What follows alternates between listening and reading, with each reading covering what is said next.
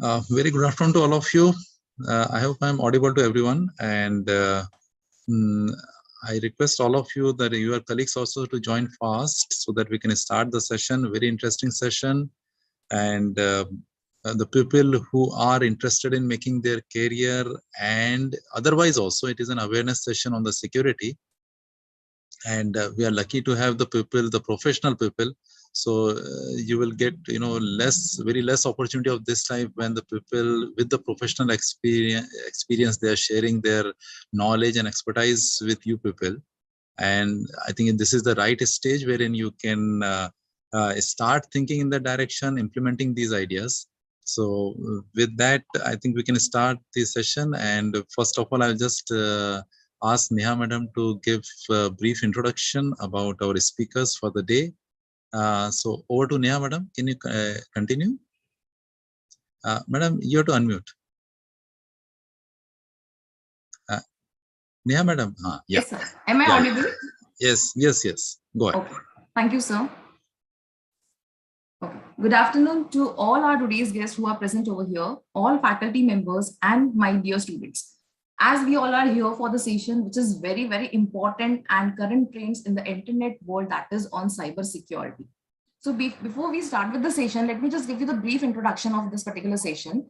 Basically, cybersecurity, as you people know about this, cybersecurity, this is an application of technologies, processes, and control to protect your system, network, program, devices, and data from your cyber attacks.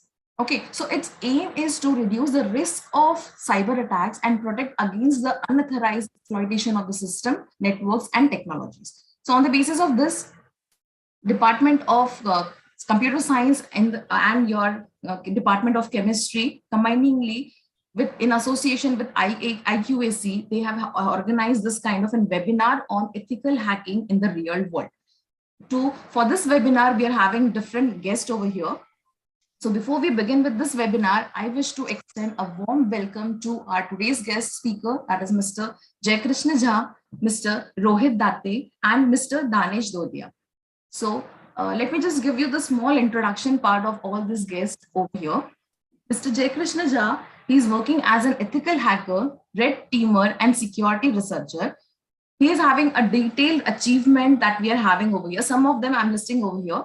He's working as a SINEC red team member. He is certified with OSCP, that is your Offensive Security Certified Professional Certificate course, CEH certified, that is your Certified Ethical Hacker, and ECSA certified, that is EC Council Certified Security Analysis. He is also one of our BSc Computer Science student. He is also working with our Mumbai Police for various kind of a research crime. He is also helping Mumbai Police over there. Our next guest of honor is Mr. Rohit Datte. He is working as an InfoSec researcher, and he is also having a list of achievements over there. Some of them are, he's a member of SINEC Red Team member. He's also certified with OSWE, that is your Offensive Security Web Expert. He's also certified with OSCP, that is your Offensive Security Certified Professional. Our next guest of honor is Mr. Danesh Dodia. He's also working as a red teamer, InfoSec researcher, and speaker. He is also having so many achievements in his area. That is, some of them is he's also certified as OSCP, that is your Offensive Security Certified Professional. So all these are today's our guests. I welcome you all on behalf of our Thakur College of Science and Commerce. So let me just start with the session. So hand over to you, sir. Thank you so much, Neha madam, and it was really privilege to have such speakers with us. And let me tell you, these are the people who have gained the experience very early. So I mean, it's a motivation for the others also to start early in the sense, when you are there in the semester one, that is the right stage. And let me tell you, the Jai Krishna, who is our own student from the Thakur College, he has started, if I'm not wrong, he has started in semester one, and he has got, the prize in the semester one itself. And to be frank, I was a bit apprehensive at that stage about the skills, more like pata nahi, what he has done. But actually, he was interested, and that was the skill area, and he has polished, and now he has become a professional by the time he has graduated. So it's really nice that, you start so early. So with that thing that was coming to my mind, I welcome all the people all the faculty members here and all the students and the other colleagues, who are present over here for this session. And I especially welcome the Rohit Date and the Dhanesh Dulia, along with the Jai Krishna for this session. And I hope the people will enjoy the session. One small request, if the people can make their video on so that it will be more interactive, the session can be more interactive in nature, because otherwise, it will be a bit of, because this is the session will be interesting once we have an interaction with, the people, and you can have your, your queries, because this is something, not that is, it's not a classroom teaching, whereas one-way interaction is there. So, you will enjoy, and wherever the queries, doubts are there, you can interrupt in between and you can ask the queries from the people, and take it very, seriously, and from the knowledge point of view, so that, it should really help in shaping your career. That is the purpose of putting this particular webinar, so that you can shape your career, you can enhance your knowledge, and you can set the goal in your life as far as this the ethical hacking part is concerned.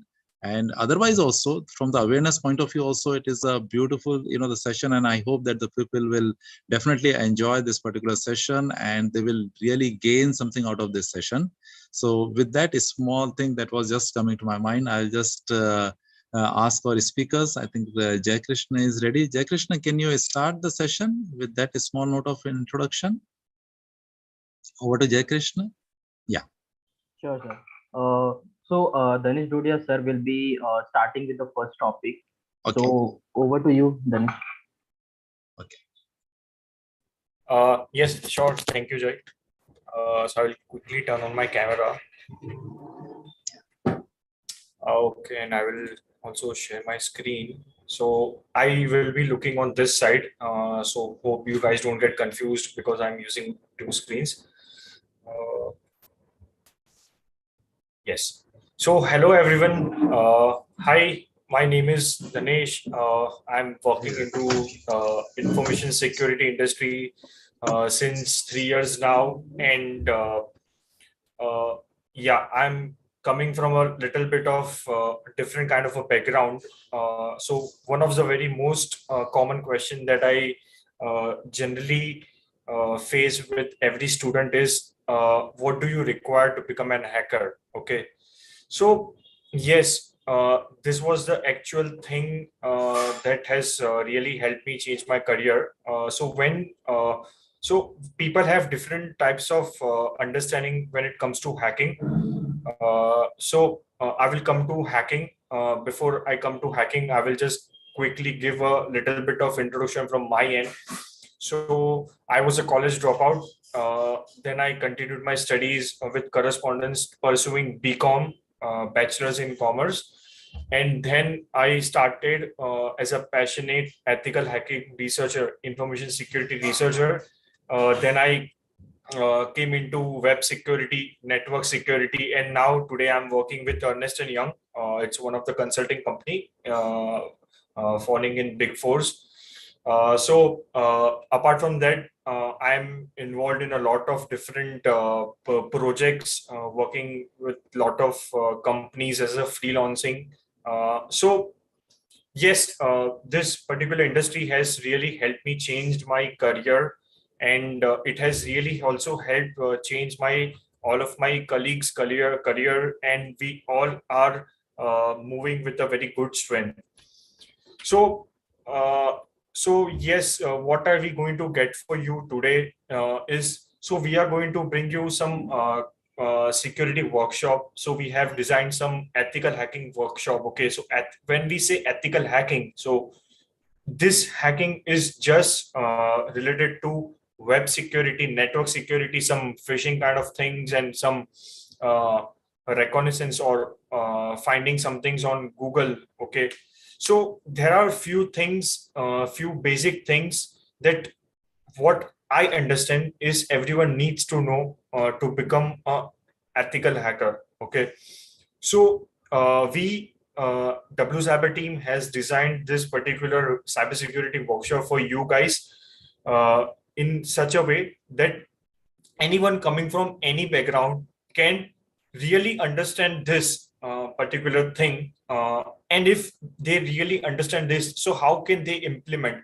So they can implement, so a lawyer can implement, so let's say if a lawyer wants to pursue this course, okay, so he can implement this ethical hacking skills in his career, and find sensitive documents, okay, in a filtered way, okay, as an ethical hacker coming from a science background. So yes, he might be understanding coding, so he could contribute inside the coding skills and develop a secure code in which he will also get very good returns. Okay, so apart from that, anyone can become web pen tester. He just needs to understand few technologies, few workings, few basics, and that's all it's required. So yeah, before starting with the today's workshop, okay, so today I'm going to cover some open source intelligence techniques. Okay, so which is also called as OSINT.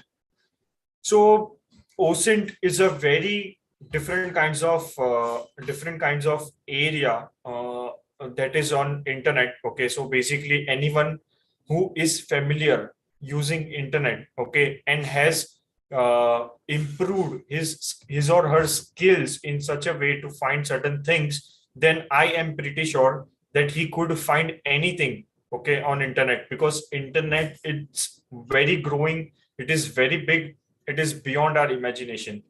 So before we start with hacking, I really want you to understand what is the meaning of this word hacking. Okay, so uh, so can anyone like come up and say what is hacking according to you?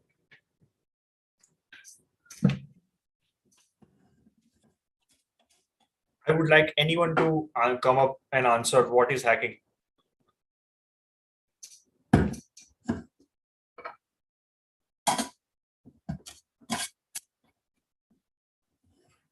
Okay.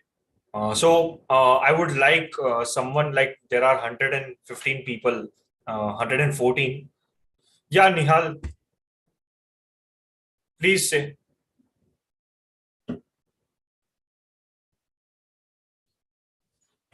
You can unmute yourself and speak, please.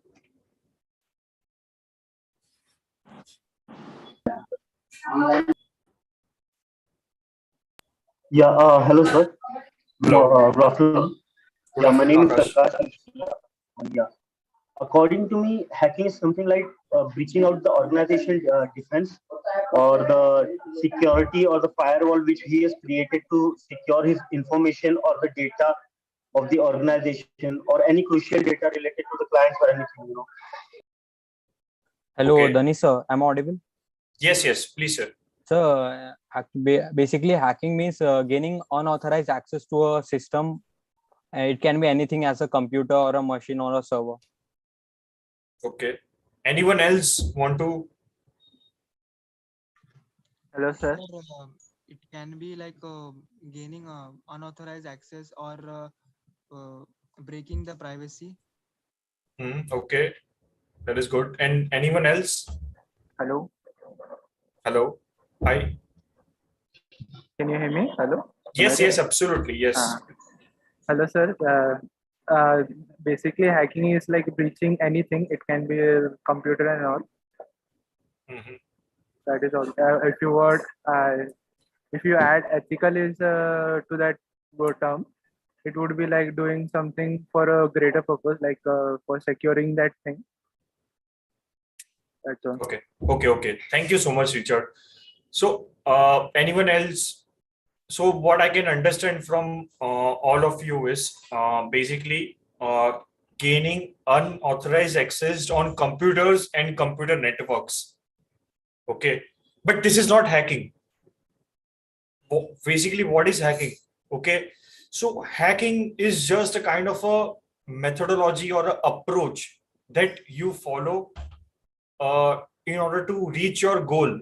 Okay, so anyone is a hacker in a day-to-day life.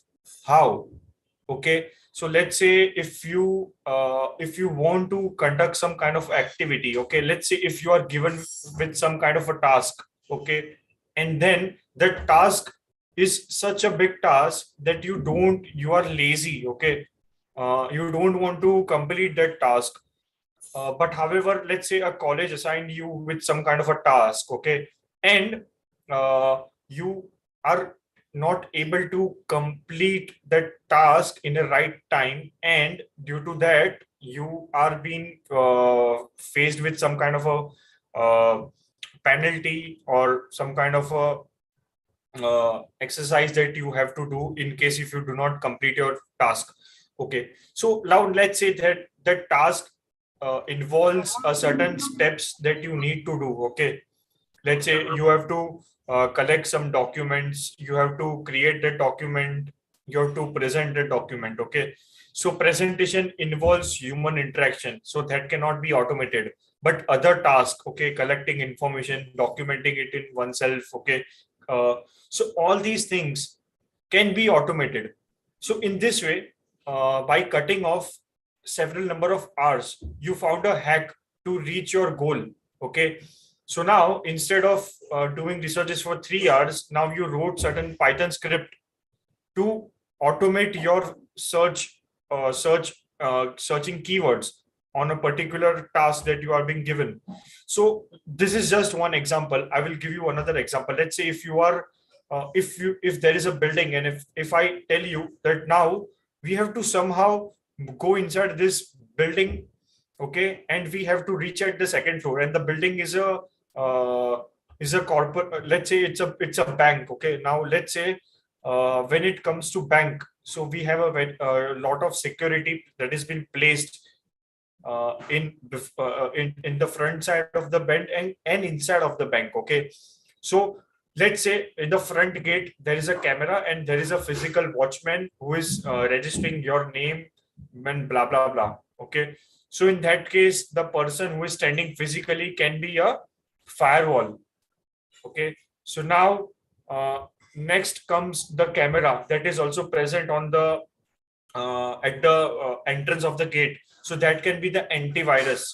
Okay, so now you still so you cannot so you have to find some kind of a way.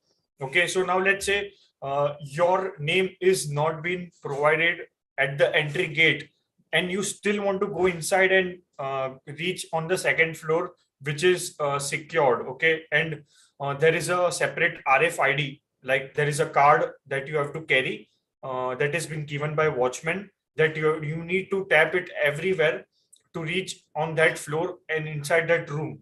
Okay, so now your goal is to reach on the second floor. So what can you do? So you will start finding certain ways. So now you will try to look for any open windows, okay, that are present on the any other sides of building. You will trying to find any kind of a exit gate, okay, that you will try to leverage and go inside the building. And in case if you find any such kind of entrance, so now you are already inside a building, that means you have already bypassed the firewall and the camera, which doesn't make any sense for you. So you have already completed your 50% of your part of your goal. Now the next part comes of use the RFID bypass. So now what can you do? So you just require a RFID tool, okay, that clones a RFID signal. Okay, so whenever there is a RFID, there is a RFID chip that is present inside the card that you can clone very easily. So you just require to find some kind of a flying, like sometimes people leave their identity cards on the floor where they usually work. Okay, or let's say when they are sitting inside a cafeteria, you can find some kind of such RFID cards, so you can directly tap on that card and you can clone that card. So now you also have a impersonation of a person. Okay, so now you can impersonate any person.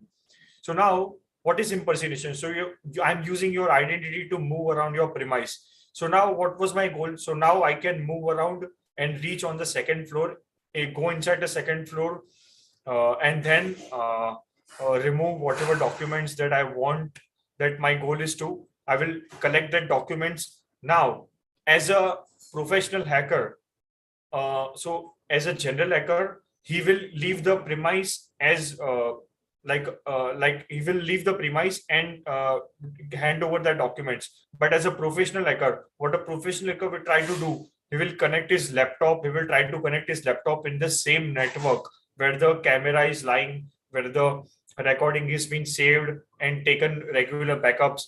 So as a professional hacker, someone will try to take access of that backups and try to remove that particular part in which I was moving around the office premise. Okay. So now your goal is also reached, and now you have also hacked into the systems and you have removed the security footage. This is what hacking. So your goal was to reach and collect the documents and also remove all the evidence. So in the same way, when it comes to hacking, so in today's generation, we see a lot of cyber wars. Okay. So now everything is almost connected to internet, or every business operations is now. So I'm not just limited to business operation. Internet is not just limited to business operation. There is government, there is research programs, there is nuclear programs, and this and that. So everything now is connected to internet in direct or indirect way. So now when you want to reach at a certain level, okay, to reach to achieve a certain goal, you require to understand all these kinds of skills. So yes, so when it comes to hacking, so I really like this particular topic, open source intelligence. So when it comes to hacking, you really require to understand your enemy. So there is one very good quote by a Chinese king. If you know your enemy, and if you know your enemy's strength, you already win the war. So I don't exactly remember the words, but what he tries to state over here is that if you know all bits and pieces of information about your target, okay, what, why, which, where, by asking all these kinds of questions, what, why, which, where, how, you will try to understand and you will try to figure out what technologies he is using, what website he is using, where he is located, what are the employees, what are the uh, where are the web servers located, what are the third party vendors he is using. Okay. So everything, every such kind of information can be just be collected with a simple Google search. Okay. So it is very, very, very much important for anyone present on this particular call, or like I would really suggest anyone uh, in the college should develop these skills. Okay. Because now I'm going to show you a few demos how worst it could get for anyone, because if we don't understand this open source information. So basically, what is open source? So open source is just those kinds of sources of information that is left publicly. Okay, that is left publicly for anyone and everyone. That means you, me, or anyone connected to internet can collect that information. That means you, if you don't know today, then tomorrow you might your account might get hacked. Okay, your bank information can be get breached. Okay, I could so any hacker could use such kind of information to perform such certain activities. So apart from that, you also need to understand what you share on social media platforms and how they could create an impact. Okay. So this is a word that is used by military people, military agencies, which is called as reconnaissance. So when it comes to reconnaissance, what is reconnaissance? So reconnaissance is recon. Recon means you need to collect different types of information from different types of sources or different types of platforms. So in today's world, we can easily say that all these kinds of information that we require like could be present on internet at the first place, or we need, but the thing is we just require to find them. Okay. So let's jump in the topic and not just speak and watch demos, how worse it could get. So before starting demos, what I could request is if anyone wants to share their email addresses and names in the chat room, I want to show you how worse it could get by just sharing an email address. Can any 5 or 10 people could please share me their email addresses that they have been using since 5 or 10 years? Hello, sir. Chat is disabled. We can't send anything. Okay, so I would request host to please enable the chat, because question answers could also be asked in the chat room. Yes, it's enabled now. Thank you. So I would request 5 or 10 people to please provide their personal email addresses that they are been using not all these Mr. Robot emails. Okay, like at least 5 or 10 years old email addresses, and also names with the email address so that I can identify who is who. So starting with the first topic, which is Google Docs. Okay, so first thing, what do you know about Google? So Google is a search engine. So apart from that, what do you know about Google? Can anyone just simply say, or how can you utilize Google? I think so. Akshat has also shared his password. No, it's just okay. So can anyone come up and say, what do you really know about Google?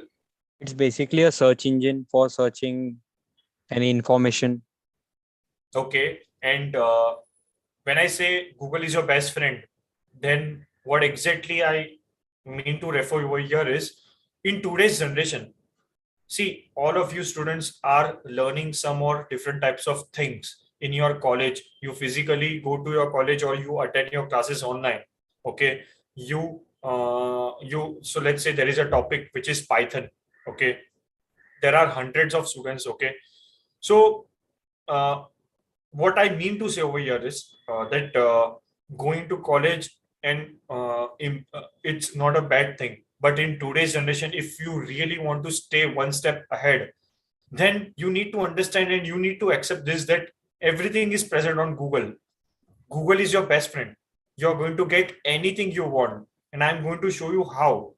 But you just require to go and search. So now the question comes, how will you approach while searching all these things? So you need to understand that there are different types of approach that you require to know while you are searching for certain things on Google. If you understand that thing, okay, if you understand that hack, then you could get your answers very quickly. Okay, uh, so starting with Google Docs. Okay, so these are some list of docs. Don't start reading all these docs. First, let me try to explain what are these docs. So let's say you are sitting in certain area. Okay, you are sitting in Parla. Okay, and you want to eat Chinese. Okay, or you want to eat a certain category of food. So let's say you want to eat vegetarian Chinese from a certain restaurant. So as a normal person, you and me, everyone knows that you will go to Zomato or you will go to Swiggy. You will try to search for that restaurant name. You will go inside the Chinese category. You will put that vegetarian filter, and then you will order whatever you want to. This will be the right way. Yes? Yes or no? Yes, Or sir. is there any Yes. other way? Yes, sir. Yes. So in the same way, if you understand how you could use Google, okay, you could filter out things in such a way that you can only ask Google for a certain things. So these are the list of some certain filters, okay, that you can use while performing while searching things on Google. Okay, if you understand all these tricks, you could improve your life in such a way that you yourself become hackers in day-to-day life. Okay, so there are docs such as site, okay, in title, all in title, in URL, all in URL, file type extension, okay, ext. So what is this? So when we say site, okay, let me just now show it practically. So let me go on my best friend Google, and now let's start doing some reconnaissance. So let's pick any website. Can you name any website Flipkart. that you want me to perform reconnaissance on? Flipkart. OCP. Sorry, anyone inside the chat room, please. Flipkart. Flipkart. Okay, let's say Flipkart. Flipkart. So yes, what is OSCP, Akash Mishra? Sir, the organization which provides the CH certificate. Okay, so what do you like want me to do on OSCP? Hack OSCP. Okay, so now what I'm typing over here. So when we say Flipkart, so we all know that this is a Flipkart website, and there is this particular add-on. Okay, as you can see, this is an add-on. So anyone can, if using Firefox as a browser, can hit Ctrl+Shift+A on their keyboard and type Appleizer. Someone is not on mute. I would request. Yeah, thank you. So this is a add-on Appleizer that you can use in your day-to-day life. At the first place, you can understand what technology has the website owner used to build that particular website. So Adobe Analytics, it is created by React. We all know what is React nowadays. It is a cross-platform technology. You write a code in one language and you get your Android, you get your Firefox or like a browser interface, and you get your different types of interface. So when we say interface, there are different types of clients: Android client, browser client, iOS client, iPad client, that interacts with the backend server using the API as a communication means. Okay, I don't want to jump into the web part, but now I understand. Now this website is using some this kind of thing, and now I want to understand what else do we have on Flipkart. This is not just the website that Flipkart might hold. Okay, so now as a security or security researcher or any ethical hacker, I could start locating different types of domains, subdomains of Flipkart. So this is a domain name, flipkart.com. Now what I can do is I can hit star and dot. So now what it will do? So it will get me all those web subdomains: stories.flipkart.com, www.flipkart.com, seller.flipkart, blah blah blah.flipkart. So now you are starting to get some different types of information. Okay, what is this seller.flipkart? So now I think so this is some kind of a website where you can come and sell. You can register yourself. So you need to register something in order to sell. Of course, I will block it. Okay, so now again this website is created using React. Okay, so now what if I am not interested in seller? So what I can do is minus seller. So it will remove all those seller websites. So now I also don't want www. It is coming again and again. I will remove www. So now you can see you are now reaching on those areas that might belong to internal employees. Okay, so you can see this is some random Gujarati language website, dl.flipkart, tech.flipkart, stories.flipkart, so on and so forth. Okay, so now I will come back to my blog.flipkart. Okay, so it is created with some different technology, one of which is Node.js. Okay, So yes, in this way you can use these kinds of docs. Okay, so as we can see, there are different types of docs in title. So every page is a title. Okay, as in this case, it has a title, Flipkart Tech Blog, as you can see over here. In this way, every page has a unique title. Okay, you can start collecting such kind of keywords that you are looking for in URL. Okay, so this is a kind of a keyword that you can, so as you can see, press release Flipkart wholesale launches. So this is a keyword that is present inside the URL.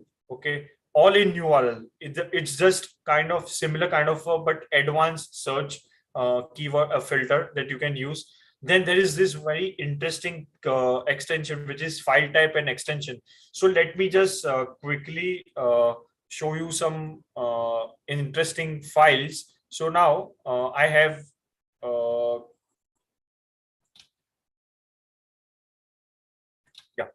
so this is a Google Doc that I just before starting with the lecture, I just wanted to show that how exposed your information could be, your mine or any student information could be. So what I'm doing over here is I am trying to look for any such kind of a keyword that should be present in the title, which is students. Okay, so and what I'm trying to find is extension XLSX. So we all know what is this. It's an Excel extension. Okay, let's hit enter. So as you can see, XLS, XLS, XLS, XLS. Okay, let's open it.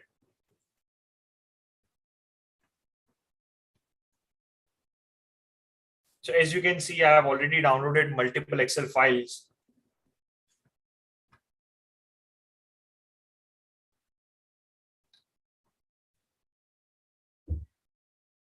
So some false positive information. Let's see, what is this?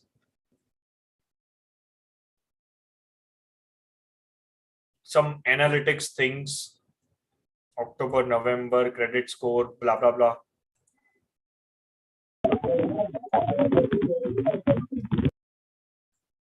Yeah. So as you can see that you can start finding for such kind of files that you would require to manually go on that website and get it. Okay. So in this way, let's say Mumbai.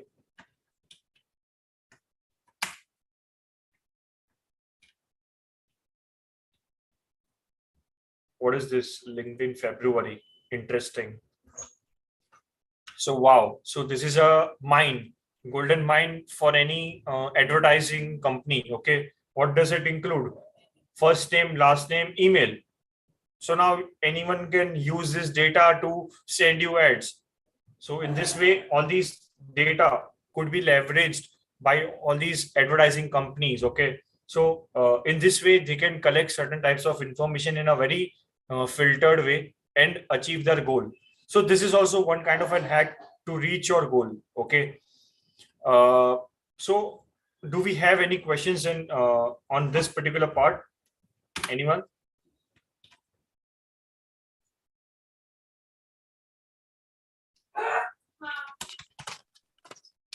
No, sir.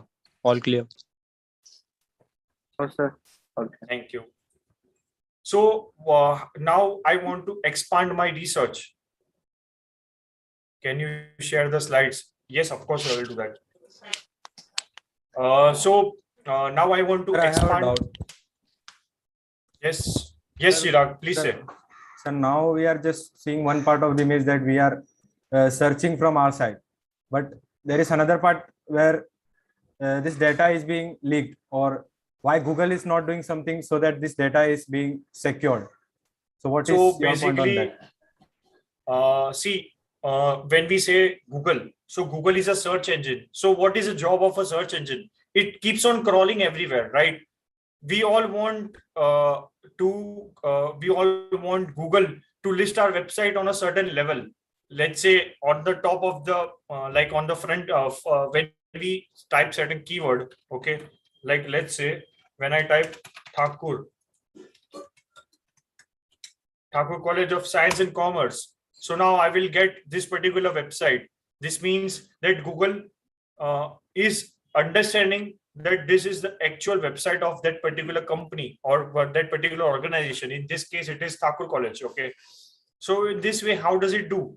It keeps on crawling internet and it keeps logs of all these URLs. Okay. Which is the job of a search engine optimizer. Okay. And in this way, the website owner does not know, they are not aware that certain links such as the XLS file link will also be logged by the Google engine. Okay. So in this way, who is the responsible person? So in this case, the responsible person was the college website, that didn't kept the students information secured. Okay. They really have to understand how or anyone could collect such kind of information and who needs to keep this information secured. So if we go inside data privacy, then there are certain data privacy laws by our government of India or anywhere from around the world that clearly states that if you are using collecting some kind of information, name, number, Aadhaar card or any such identification, then you need to keep that information in a very secure and encrypted way. You cannot keep it publicly. Okay, so now I'm going to show you how you can collect all these publicly available information, because no one is aware of all these things, that how anyone or any ethical hacker or anyone who just understands a few filters how to use Google could collect all these kinds of information. So security is now becoming a concern in everyone's day-to-day life, because we are getting some prank calls because someone from Jharkhand or Bihar is giving me and like abusing me and harassing me to pay certain ransom. Ransom means money. So we need to understand how he's getting my number. So the real challenge is all these websites, okay, that has not kept all these websites secured at the first place. If this was kept secured, then they won't have anyone's number. So this is why ethical hacking is now one of the most, I can say, one of the most leading industry around the world. So I don't have much of time. Let me just quickly show you other things.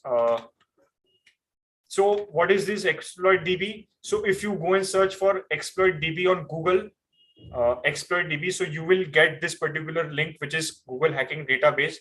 So what is this? So this is a community driven website where everyone shares Google Docs. Okay, so you can simply use a certain doc. Okay, so this was shared by Ritwik Dordich. I don't know his name. Sorry for that pronunciation. So this doc falls into a category which is files containing juicy information. Okay, so you can simply go and search for this kind of a doc, and now you can see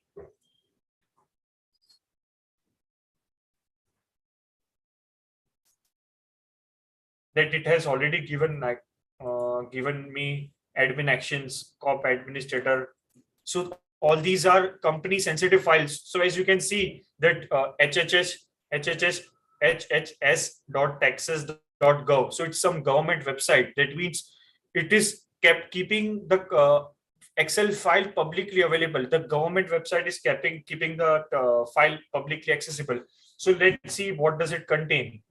So admin superior, let's download it and let's see what does it contain. Okay, so it's some financial analysis of some department, salary, bonus, and blah, blah, blah. So in this way, I can come to know of a budget. I can come to know of someone's salary and blah, blah, blah of some financial year 20.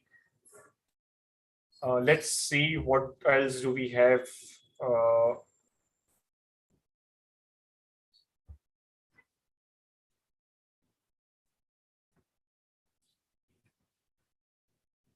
Again, we have some budget kind of a thing that shouldn't be directly backup. So as you can see, some budget document is kept publicly available. Okay, so I don't want to go into that part. So in this way, you can understand that how you can collect certain type of information. Okay. Let me come back. So now I'm going to start with another very useful thing, which is custom search engine that Google provides. So I don't know how much of you guys are aware of Google search engine, but there is a separate domain which is cse.google.com. So cse.google.co.in. So I'm just using the limited version, which is does belong to the Indian geographical area. So what is this? So now this is a kind of a custom search engine that Google provides for free of cost. Okay. So how you can use this? So you can simply click on add. Okay. And you can add any website. Okay. In this case, let me add Instagram. So we all know that we all have today, or like we will be using Instagram platform in our day-to-day lives, right? So now let's say we have kept our account public. That means it is available publicly. That means Google might have crawled on your profile, right? So let's say you can narrow down and you can try to understand what kind of publicly available information do you have of a certain person. Let's say if you have a private account and you commented on a public page, you liked on a public page, and if that like was crawled by Google, then you can understand certain person's thinking, that what does he like to do, what does he like to eat, where does he stay. Okay. You can just add your website over here. Okay. And I've already added, and I'm not robot. Thank you. And you can create. So now it will give me a custom search engine, and then I can click on the public link from where I can type anything. Okay. That will provide me results from Instagram only. So let's start using that. Abhishek Maurya, what about Raid Forum? I will come to Raid Forum.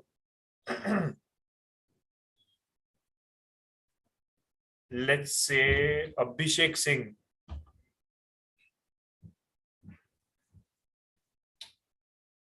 Okay. I'm just randomly picking someone's yeah.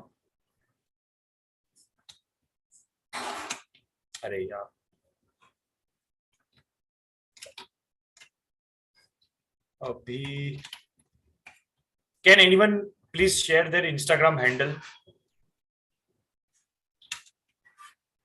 Abhishek Singh GH.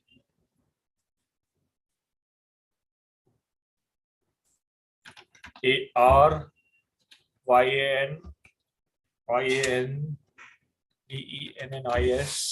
45. Is this correct? ARANDENNIS 45. Is this correct, Arya? Can you please confirm? Thank you. So this looks like some Aryan Dennis email, and this, can you confirm if this is your profile? Exactly. So now I already have some social media information about this particular person. So let's say if this image was the actual photo of Aryan, so what can I do with that image? So I can click on right click, I can open that particular image in a new tab, and again I can use certain techniques to reverse look up an image. So I have already added an add-on shortcut to perform such things. So there is a website called as tinyeye.com where you can pass an image and you will get a information or of related to that particular image, from where this image has been picked, and so on and so forth. Okay. So now you can understand from where this image was picked. Why does this person has picked that image particularly? That means he keep interest in this image. That means he likes to do all these kinds of things. There is another link available from Twitter. So let's open the Twitter link. So can Aryan confirm if this is your Twitter handle also?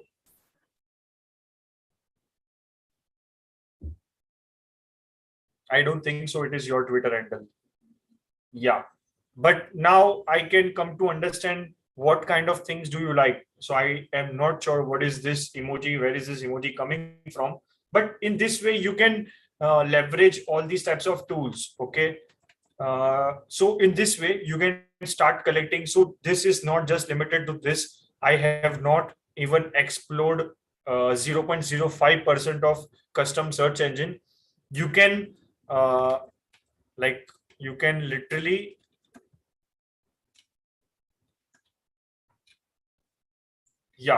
so you can not only add one website at a time, you can add Instagram, you can add Twitter, you can add hundreds of social media platform over here. Okay, like Instagram, Twitter. Okay, you can add multiple platform links over here, and you can start looking for a certain keyword or person name, and then you can start collecting a lot of information about that person. Okay, LinkedIn, Twitter, so on and so forth. So I'm not going to jump into that part. Let's move to the next topic. I am running short of time. So let's go deep dive into OSINT now.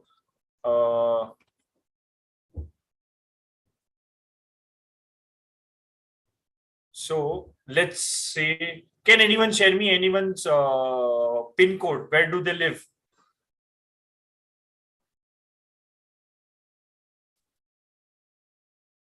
Okay, Jay, apart from you, I already know where do you live.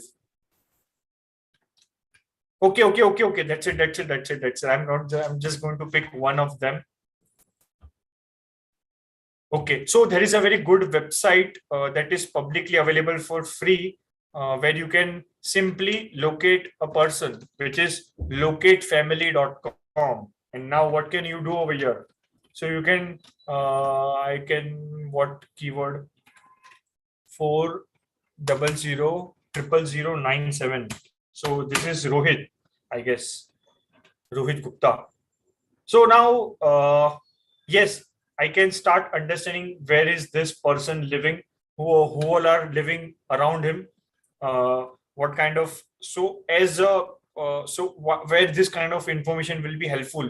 So this kind of information will be helpful for a politician, for a advertising platform, to understand what is the age group that is living in that area, what is the community, what is the religion, what do they like to eat. Okay, so based on their religion or based on the age group, I can assume that if it is a young generation, and based on that, I can understand that I can open a food shop over here and anything. Okay, so this is some Malad East address first of all, and we have all these compounds over here, corporate park and blah blah blah. So in this way, you can collect custom information of a person. Let me also show you how you can. So if you are a very good Python crawler, okay, not a sorry, if you are a very good Python coder, so I will show you a trick to collect information of all these people available on this platform. Okay, so as you can see, that this is currently displaying me the 25,518th page. Okay, so now you can simply try to switch. See, this is some nausea compound, and if you switch, now you will get information of that same pin code, but a different information. So now if you write a certain Python code that keeps on collecting pages of index from 1 to 9 lakh or 99,999, and you can you can grab, okay, you can fetch, or you can only filter with that kind of information, which is address, okay, cell phone number, name. This will create your own database of entire world. Okay, so in this way you can collect whatsoever information is available from this platform. you can leverage all these platforms. You can create certain Python projects and present it in your college. Okay, so all these is kept publicly available. Moving on to the next topic, file search. Now again, this is one of my very favorite tool, which is filesearch.link. I will open it online. Okay, so we all know that we all use some of any platform to share files. Okay, one of which is Google Drive. We all know what is Google Drive. Okay, we can keep our documents over here, but there are certain links that can be public. You need to understand this. So you can directly collect all those kinds of lists. Okay, now let's say if you are given a task to create a presentation on certain topic. So as a hacker, you will not go around, do 10 days of research. As a hacker, you will try to collect a template that is already created by someone on some another part of internet. So now what I can do is, let's say I will pick Google Drive for now, and I can try to search for a certain keyword like Python. So now it will give me all those links to all those projects that have been kept public. Okay. So you can simply select whatever you want. You can read what people has shared publicly, and you can navigate and do research in this way and understand and pick a very good template, a good looking template. And all these are the platforms that people all around the internet use to share files. This, I don't know if you guys know about this platform. So this is a platform, Anon Files, which is used by every actual hacker who wants to share certain file in an anonymous way. So like, let's say there is a privacy or a license version of some certain file, but I still want to share that file. There is one way where you can host it on Tor, or you can use it. You can use a torrent peer-to-peer network to host that file, or you can use certain such kind of platforms and on files to share such kind of documents. Let's say I will try to database. Let's say, what do we have with this keyword? Okay, database. So we already found few links. 12,000 combos of emails and password. So now you can understand what will you get. So this could be a list of email addresses and passwords. So it is not secured. Let me see why it is not secured. Okay, I think so the link has expired. But in this way, you can collect all those types of information that might be useful for you. So it is some database information of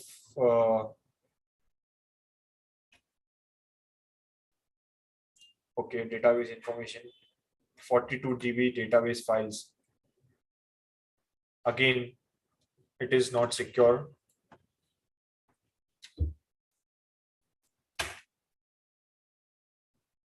Okay, I think so. I need so all these links seems to be dead.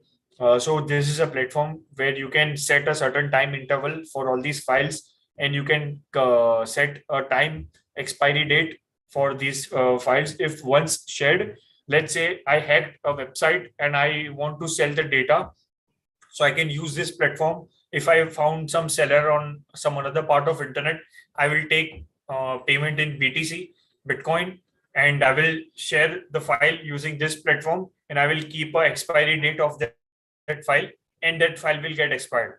Okay, so in this way, all these platforms are being used. Moving on to social media analytics, one of the very good way to understand how social media and algorithm works. If you understand that trick, you could promote anyone's account, you could promote your account, but I highly recommend do not waste time on social media. It's crap, and don't only try to make money from internet. Try to understand internet. Don't waste your time on social media platforms. Let me just go to this website, All Day Trends. So this is a website that you can, so a social media digital marketing person can use this website to understand what are the most trending hashtags around the world. So let's say I want to post a certain picture and I want it to be viral in a very quick way. So what I can do is I can pick certain keywords. Okay. So now I think so this yeah, it's from around the world. It's not just limited to it's around the world. So you can understand what are the those types of keywords that are being that have been viral. So Lakers. So I can use this keyword while posting. Okay, I can use this keyword, but I'm not able to understand the language. So you can understand that Laker has been the most retweeted or most used hashtag on Twitter platform. Okay, let's see what does Lakers have to say. So been it has been shared from all these common countries uh, from India. So you can understand how you can leverage it. So let's just see what are the results with India. Okay, let's pick any other keyword. Let's say Clippers fourth day one. What is this fourth day one? So 21 locations have shared this keyword. So these are the most trending keywords, and I am assuming. Okay, so this looks like some Chinese cartoon kind of thing that is being viral. I don't know for what reason, but yeah. So in this way, you can understand, you can collect all those types of hashtags and use such kind of hashtags. There is another website which is hashtagify. This is only just for Instagram. It's just limited to Instagram. So what are the most trending keywords or hashtags on Instagram? So let's say if you want to find such kind of hashtags, or if you want to monitor a certain hashtag. So let's say World War III. I think so. This is the hashtag for World War III currently. Yeah. So let's see what is up with Ukraine. What is up with World War III? So it has been in popularity, recent popularity, month trending, and then the same way.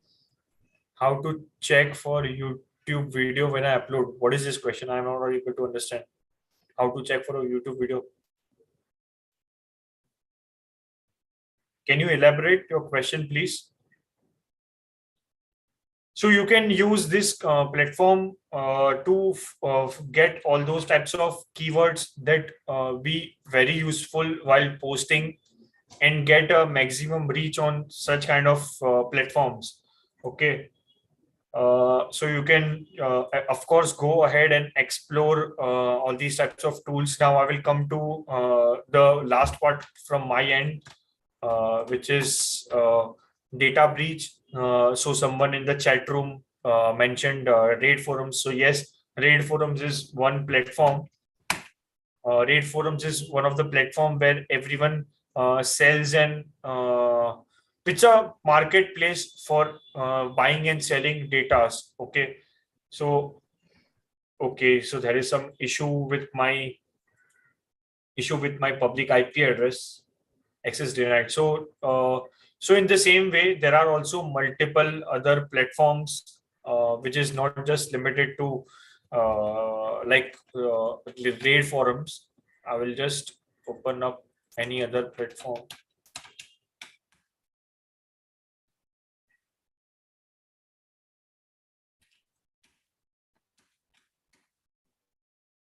Okay.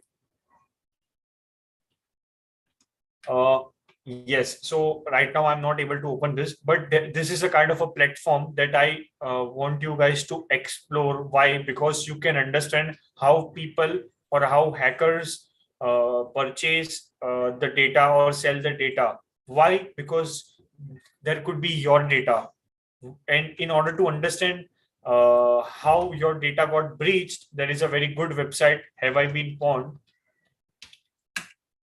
So now I will just quickly pick any email address from the chat room.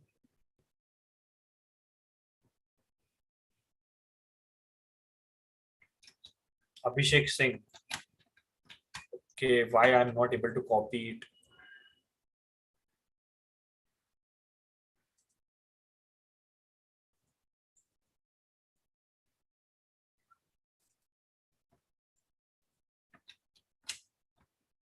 I'm not able to copy it anyways. So I will navigate to this website and I will manually type it. Yes, in this we can find out if our personal passwords have been compromised or not. Yes, For of the public. course. Yeah, so it will give you the source from where you can locate where did your password got breached, and there is another website where you can directly get the password of that person. 25806. What is this? TP Bhatia College.com. Let me pick another email. AK SHATSAHU 007. AK SHAT.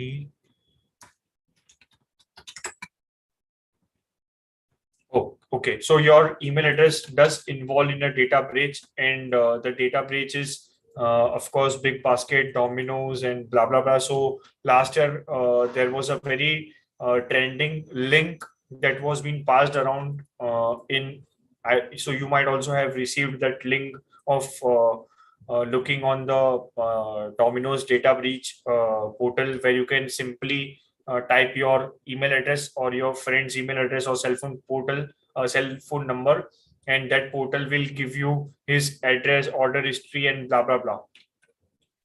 Of course, home address also. So there is another website which is dhashed.com. So what is this website? So excuse me if we find a password of this person in clear text version, then please I would recommend Akshat. So Akshat, can you please confirm if you are listening?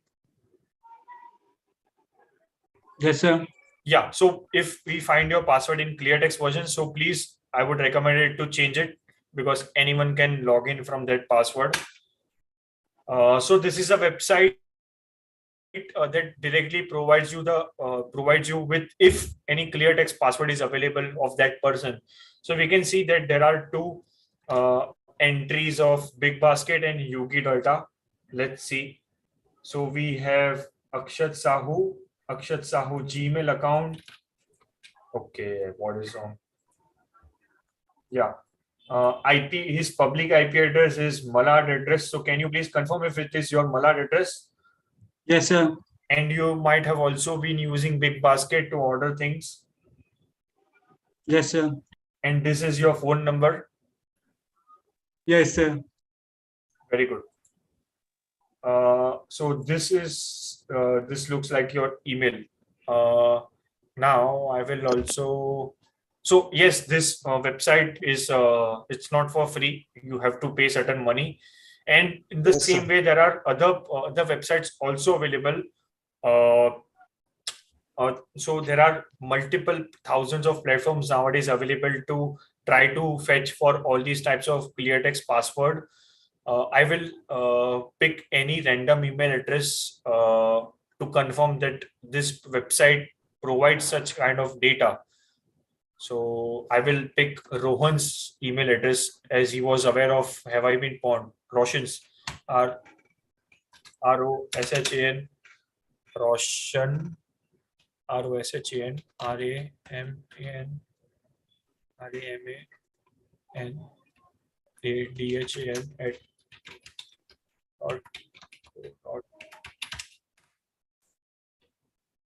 Okay, we don't have his email address registered. Then let's see if we have AI Keeney Smith. What is his email address? Keeney Smith. What is the meaning of this name? Keeney? Sir, it's my surname. Oh, sorry. Thank you. Okay, we don't have. So yes, I would request like to provide with any email that you have been using with a long time on multiple platforms. Why? Because it is very important to understand that your password might be leaked at some or another part of internet. Okay, this dehashed portal, it's not just limited, so it cannot be sure. You cannot be sure. Nihal, please, yeah, I can try to.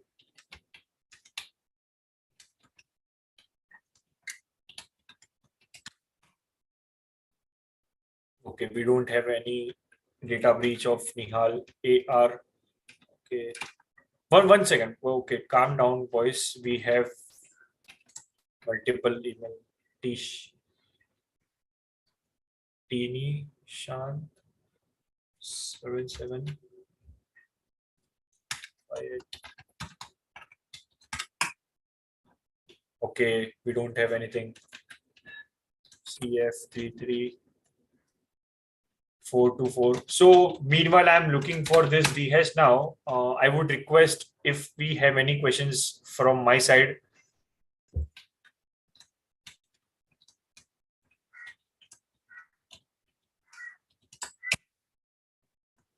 Okay, we have some data. Okay, so is this person Sachin? Is this Sachin's email? Yes, sir. And this is your username on Zynga. So you might be playing Zynga poker back in old days. Yes. Yes, sir. And this is your hashed password. Hashed password, that means it's not directly crackable. You have to create certain password list to crack it. Of course, it is crackable. Last, I will check the Rudra's email. Are you? Can you check my email address again? Sakshat Sao 007. Can you please spell it? K-A-K? SH80. Yes, sir. This is the one? A-K-S-H-A-T? Yes, This one, right? Yes, sir.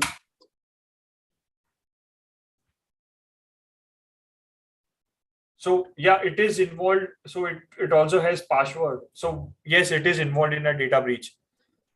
Okay, sir. Is expert database site safe for So my courses? password is secured or not? So I would recommend it to change the password. I am very sorry, guys. I'm very running. I took a lot of time. I'm running short of time. Danish, can we do one thing for Akshat, like a request entry removal for him, because we've already leaked his Yes, data. yes. I will do that. I will do that. So I am having a premium account and I have already initiated that request and it not be available on this platform. However, it's not limited to this platform. Please try to understand we have certain types of tools. Everyone has certain types of tools where you can develop this kind of a portal like DHash, and you can keep crawling the deep web, dark web, all these raid forums and collect all these publicly available data and create our own database. Okay, so it is highly recommended to instead of you reusing the same password on different platforms, what I can suggest you is just keep a password manager for all the websites, and you just require to know or keep, remember the password of that password manager. And what is the risk? So if you forgot the password manager's password, so now that will be your mistake. If someone tricks you to provide the password manager's password, then it will be your fault. But this is the only way that you can keep your password safe. Use password phrase like "I love my college," "I love my country." So this is a phrase. Okay, use such kind of phrase while creating password. Don't use your name, surname, and address, your birth date. Okay, or India something.com. Can you tell us the free VPN is safe or paid VPN? Paid VPN is safe. I would suggest paid NordVPN. So would you recommend Google single sign-on? Google single sign-on is the most like it is most used, and it's a very good way to authenticate someone. However, if the platform who has integrated Google single sign-on technology to authenticate someone on their platform, and if that platform is vulnerable to some authentication flaw, that doesn't mean that Google single sign-on authentication is not secured. the platform was not secured to authenticate. But however, Google authentication is very much secured. We have white papers available for OAuth, which is used as single sign-on OAuth. Okay, so yes, single sign-on is secured, and we have RFC white paper documents available for the same. So you can go ahead and read how this technology works. Thank you so much, guys, for having me here. If you really liked today's topic, you can give us you can join our ethical hacking course, and you can give us review on our Google review page. The link will be dropped by Jay after his session. So I will like to hand over to Jay or Rohit, who is going to take up. Rohit will be next, Danish. Okay. So hi Rohit, can you confirm? Yes. Yes. So, Thank you. Yes. Thank you so much, everyone. thank you, sir. Danish, can you stop sharing your screen? Yeah, thanks.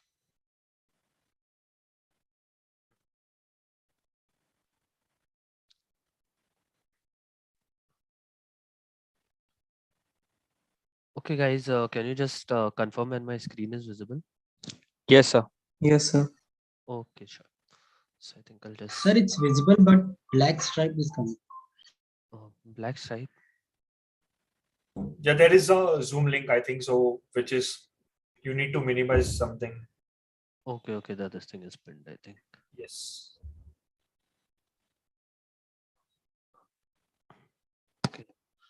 Okay, so thank you, Danesh, so much for the previous topic, and I will be covering social engineering today, and specifically phishing attacks in social engineering.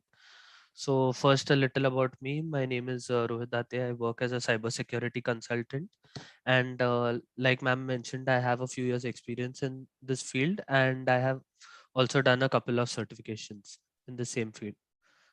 So moving on with phishing, I will be going a little fast with the theory part so we can give a little more time to the actual practical part. So in case you have any doubts, please let me know. And so has anyone heard about social engineering and phishing specifically? And could anyone let me know what they think social engineering or phishing is? Yes, sir. Oh, yes. Grabbing sensitive information and identity, Okay. like credit card details or like online transactions or e-marketing. Username and password can be involved in this. Okay. So manipulating someone and getting sensitive data from the person or the entity. Okay, right. Yeah.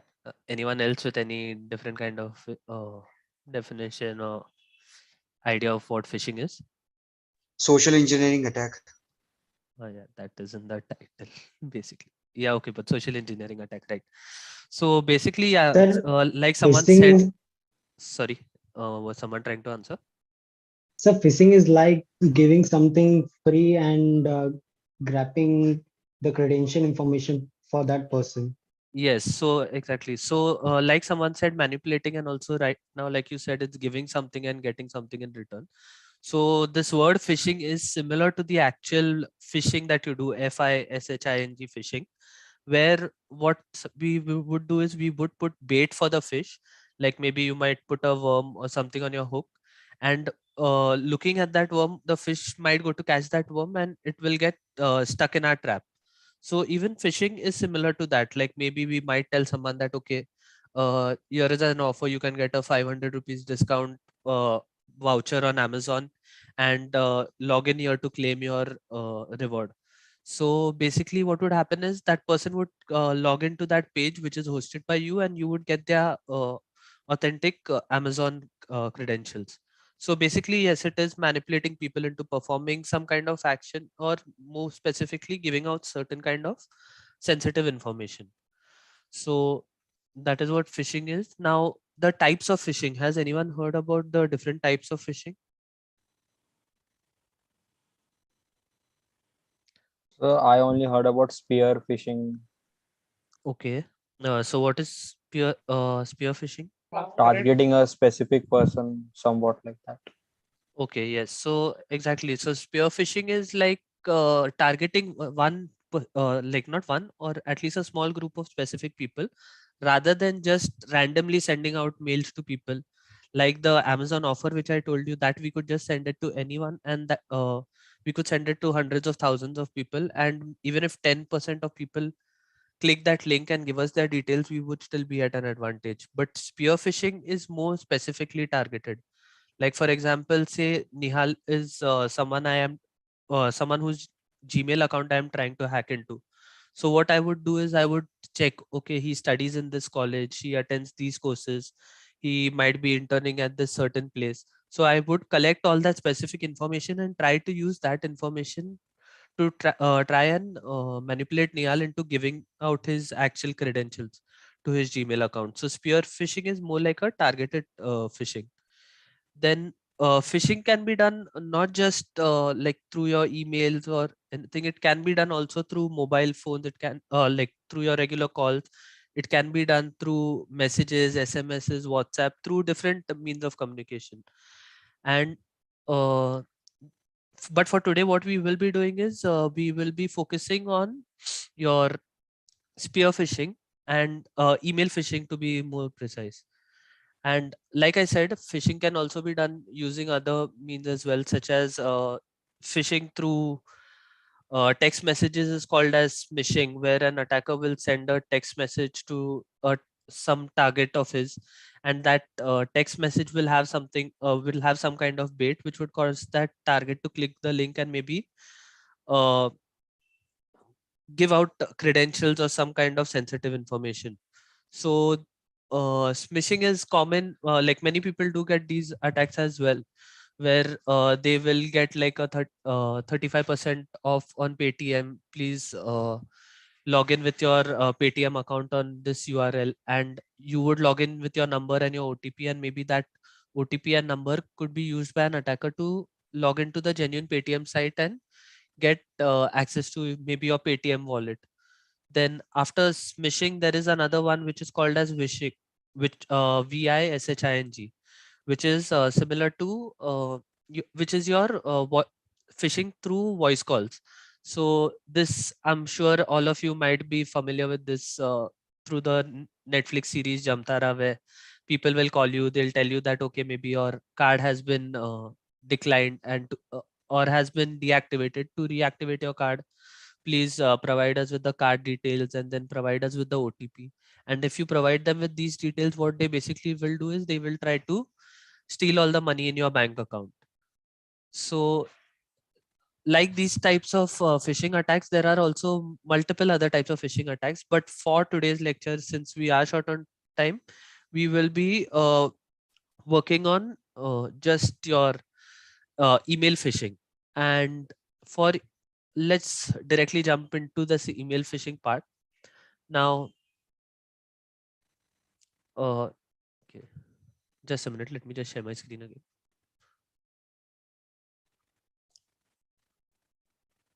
Okay. So is my screen visible? Can you see a Yes, login sir. page on my Yes, screen? yes. Yes. Kali Linux. Yes. So for those of you who are new to cybersecurity, and even the ones who are like have some basic knowledge about cybersecurity, Kali Linux is a tool that most of these ethical hackers as well as unethical hackers use for most of our activities. So it can be used for conducting these phishing attacks. It can be used for hacking websites, networks, mobile devices as well. So firstly, the tools that we will be using for these phishing attacks. Now there are multiple tools which are available for phishing attacks. Like one of the tools we are using today is called Zfisher, which runs on your shell scripting.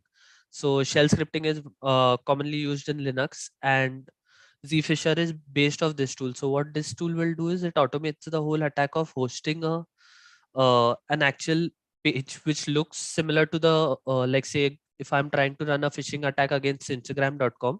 So Zfisher will host a website which will have the Instagram Elaborate login website. page.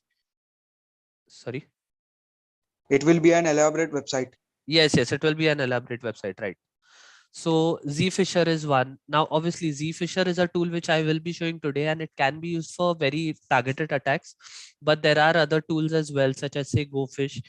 These kind of tools are used by larger organizations when they are running phishing attacks in their to check how well aware their own employees are, or even by attackers as well, real world attackers as well, because these kind of tools provide you with a complete web based user interface where you can get to know how many mails have been sent, how many have been opened, how many have been clicked, and how many people have submitted the actual details. So there are multiple tools that you could explore, but for today we will be using zfisher. So just to like learn how to use this tool, so basically all we have to do is go to the GitHub repository. I will be pasting the link in the chat.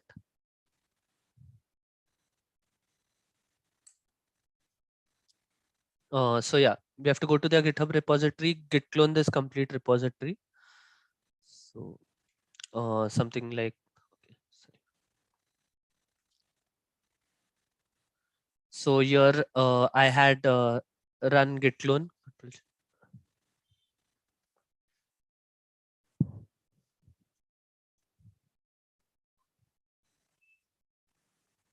Git clone, and then it will create a folder called zfisher. So after that you can just go into this folder, like so cd zfisher, and if you see over here there will be multiple files. So all you have to do is type bash zfisher.sh, and the first time that you run this tool it will create certain configuration files and it will take a little longer to load, but after that you should always get an interface like this. Now if you see zfisher, it gives you multiple pages that we could try out. So let's try Google for example, and it will give you options of which login page of Google you want to use, if you want to use an advanced voting poll as well. And if you go similarly for Instagram, it would give you like increase your 1,000 followers or get a verified blue tick. So it gives you multiple pages that you could send to your victim. So let's go with the new login page for now. And if you see over here, it gives you options. So localhost, what will happen, this link or this page that it is hosting, it will be available locally. That means it will only be available on your own local, on the device that you are running the script on. And Cloudflare and ngrok can be used for making that link publicly accessible. So you can send it to any victim sitting anywhere in the world, and that link will be, they will be able to access that link. So we will be using ngrok. But before we use ngrok, we will have to configure ngrok so that it works properly. So let's go to, so you will have to register an account on ngrok. So you can go here, sign up for your account, and once you've signed up, you can log into ngrok. And since I already have an account in ngrok, it directly logged me in. And once you do create an account, it will straight up give you the steps that you require. Like if you are running it in Linux, what all steps are required to run ngrok. So what you have to do is you can download ngrok. I think I might have, sorry. Okay, so I downloaded ngrok, and after that what I did is so you can see ngrok is over here. What you can do, just so that it is accessible from any folder, you can copy it to user bin, sorry, copy ngrok to this particular path, which is user/bin, so that if you go to any other folder, this ngrok will be accessible. And once you've copied it to user bin, you can run this like to connect ngrok to your account, you can run this command. So each account has its own authorization token. So you can copy this command and you can run it here. And once you've run it here, it will give you authorization token saved to your configuration file. And after that, you can just run ngrok using say ngrok.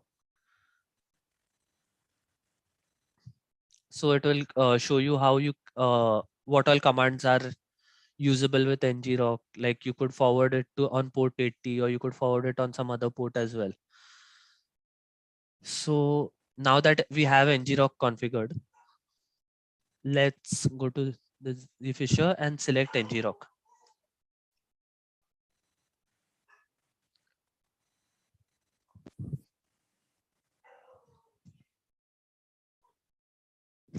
And you can see it shows us get unlimited Google Drive at free at something.ngrok.io, or even this URL. So let's select this URL. Let's just open the URL and check if it is working.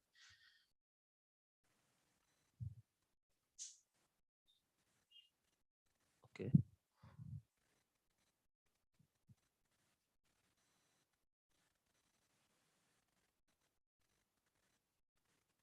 Okay. Now we can see that it is working over here, and it looks like an authentic Google login page. But if you look at the URL will be some other URL. Yes. And obviously now this is just to show you how the basics of phishing works. But when attackers, or even we as ethical hackers, are running these phishing campaigns, we do a lot more just even to make this URL itself confusing as well. So now if I just type in some data over here, you can see that it has got my account and password as well over here, and it saved it in a local file. So now obviously now I have this URL, I have this site running. How do I send it to someone? Now obviously if I just send a URL to someone on email or on WhatsApp, they wouldn't click the link, right?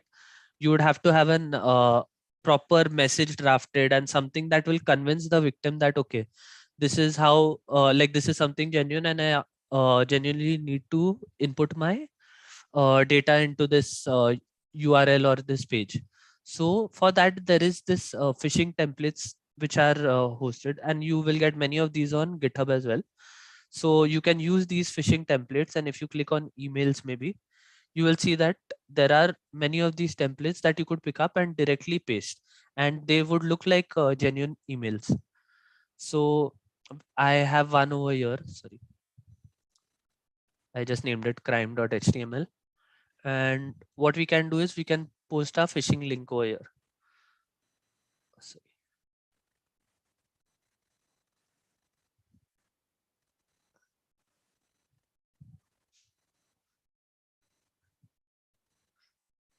Okay, so we've pasted the link, and let's just open this email in.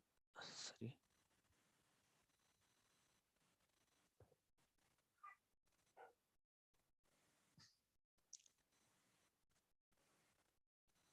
Okay, so now we save this link.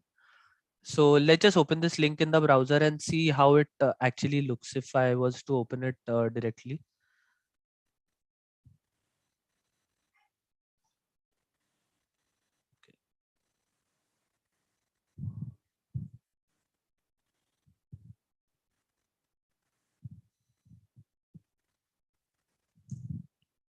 Okay, so you can see over here that nowhere my link can be seen. It just shows Google Drive, Docs, file something, and sign into view details, right? But if we click on this link, it will take us to a login page, and this will look like a Gmail page, but the URL will be the link that we have hosted. Now, okay, we have created a email as well, which will look something like this. But how do we send it to this, like to our victim? So one more thing that usually happens is many websites do not have their SPF and DMARC records set properly. So because of that, an attacker can spoof that email address and send it to like send it looking like a genuine user. For example, say google.com.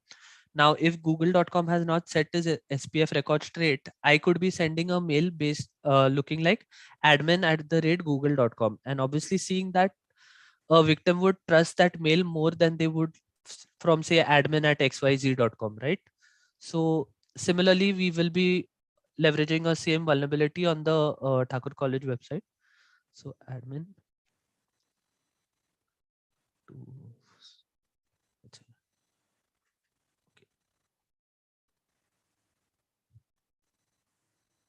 the subject would be test. and I could paste this. Sorry.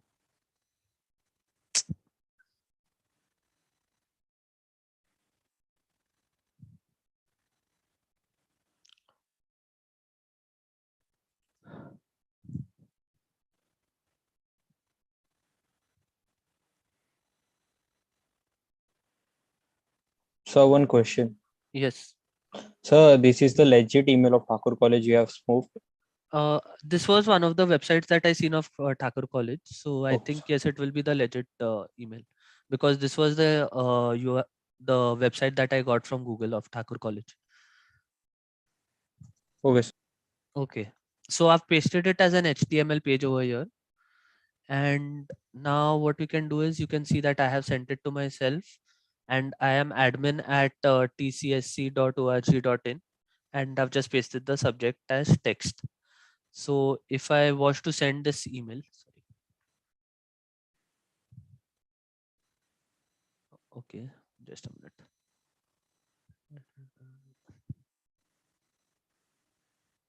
Okay, email sent successfully. So is my yeah, my screen sharing is still visible, right? So let me just stop my screen sharing for a minute.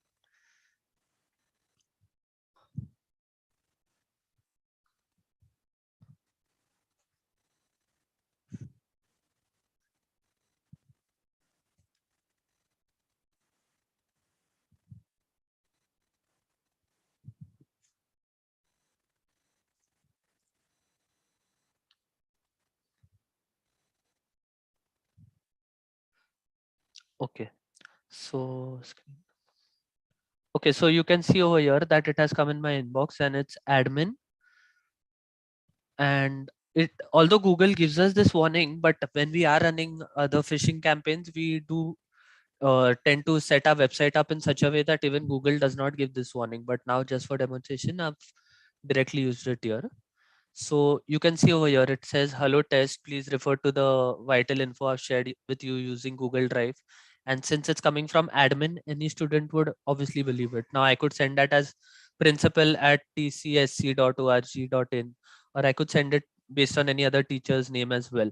So again, now, yeah. So if I click on this link now, you can see that it would take me at, okay, I think a link might have expired. But again, it would take me to this particular website that we had hosted. So, okay, open link. Okay, yeah, it would take us to this particular website. So let's just try copying it in, copying this link.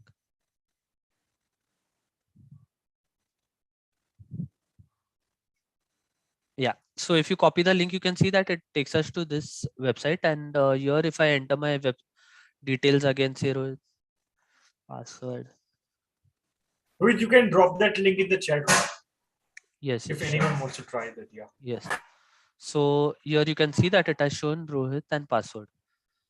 And I can do an work. I can create a this thing later on for this, Nanesh. And okay, so that is how now we could run this phishing attack using a tool known as Zfisher. Now, similarly, there are other tools as well which are available for this.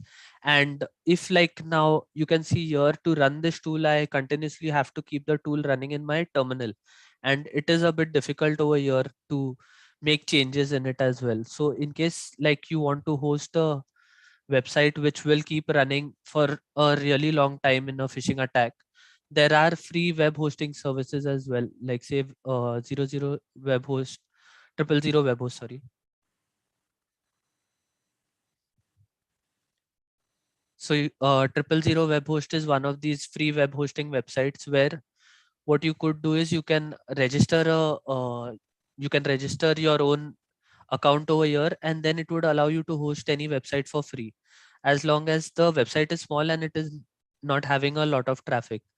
And again, in that website, 000webhost.com would be written as well, so it would be difficult to hide your website.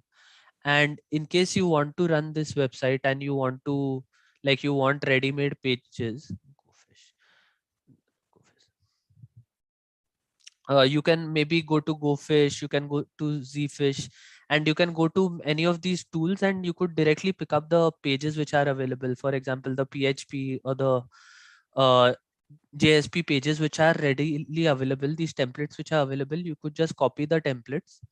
Like say for Zfish, we can go and copy the templates from here, and you can directly host these templates on your 000 web host website, and you can run a phishing attack.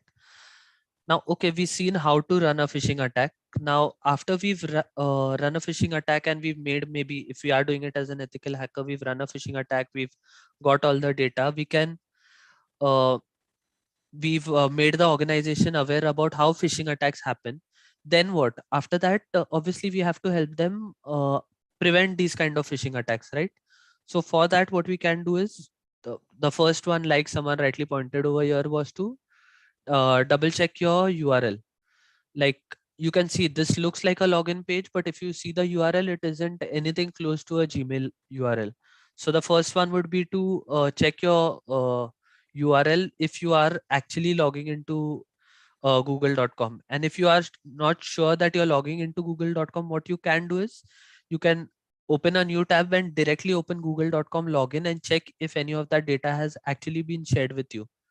Now, if that is one thing you can do, then there are other websites such as Fish Tank.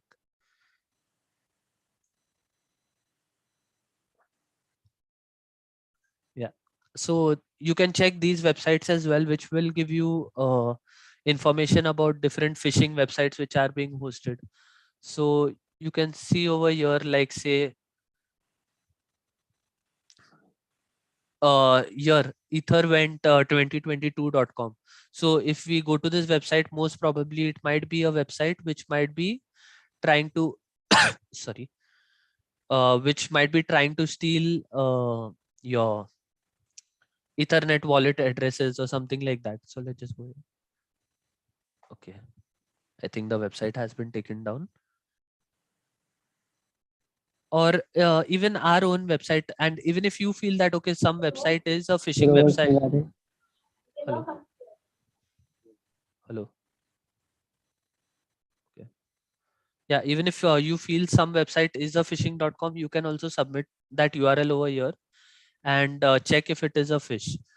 So that is one of the ways that you can prevent yourself from being attacked, like prevent yourself from getting fooled by a phishing attack. The next one is your lookup on ICANN, on the ICANN website. Okay.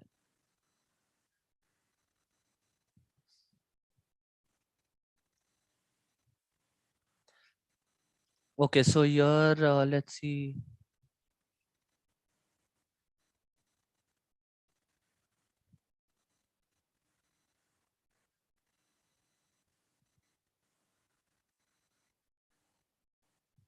Okay.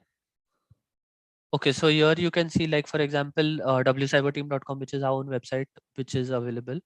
Here we can get information about who that website has been registered to, if it is a genuine website or no. This is one more way that you can figure out if it is a genuine website or not. Now here, obviously, I have kept most of the information hidden about the website, so it wouldn't give you that much information. Another tool that you can use is Whois. Okay.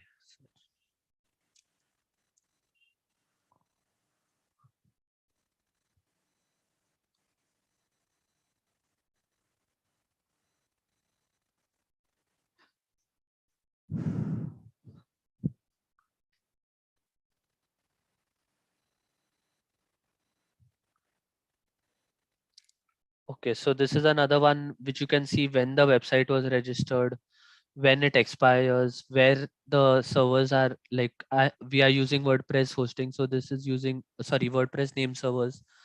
Then we have set a privacy guard, so you wouldn't be able to make out which city we are located in and all these other addresses. But yeah, you can find out a little more information about a website if you feel it is a phishing website using these websites. Then the next one more thing you would notice on phishing websites is, rather than having HTTPS, they would have just HTTP over here maybe, or even if they have HTTPS, there would be certain errors which might show up, possibly saying that, okay, the connection is not secure.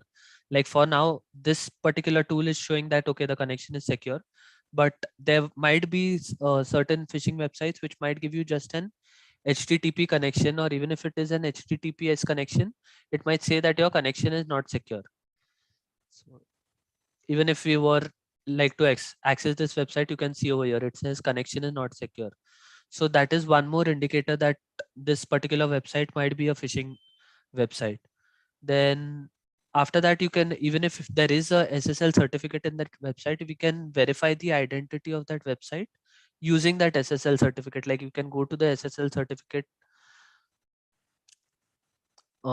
We can go here and check in the certificate, like who that certificate has been used by. Is it a genuine certificate? Like, and what is the signing authority, when it was signed? All these details as well can be got from the SSL certificate as well. So that is how you can prevent from a phishing attack. And So one question, sir. yes, Neil. So this data, like you were doing who is lookup and everything, we can use this for OSINT also for a particular website, right? Yes, we can use it for OSINT as well. So most of the tools which can be like the tools that I showed you now for checking if the website is genuine or not, most of these tools will be OSINT based tools only, because what we are doing is we are collecting open source intelligence about that particular domain which we think might be a phishing domain. So it's not like we are using something completely different. We are using these same OSINT tools itself to verify if that email address or that complete URL is genuine or not. So I think for phishing, that would be all from my side. If you have any doubts, or if you found that the lecture was a little too fast, you can obviously ask me now, No, or no, even sir. after Jay's lecture. So it was perfect. Yeah, thank you. Thank you, Rohit. Yeah. Thank So you, sir. moving on to, I think, Jay, you will be taking the last session, right? Yes, Rohit. Yeah.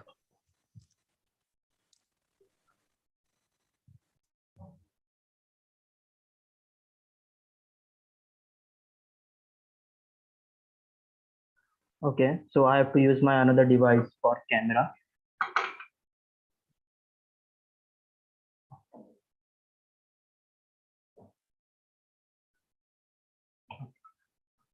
So, hello everyone. My name is Jay Krishna Jha. I'm working as a red teamer, security researcher, and ethical hacker for overseas organization, and I'm also a third year computer science student of PCSC.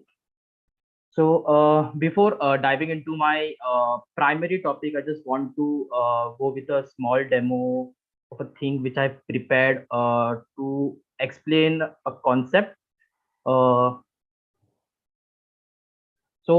we can say that it is like it is not a concept, it is a misconception of things which are in. Okay, just a second, I have to adjust.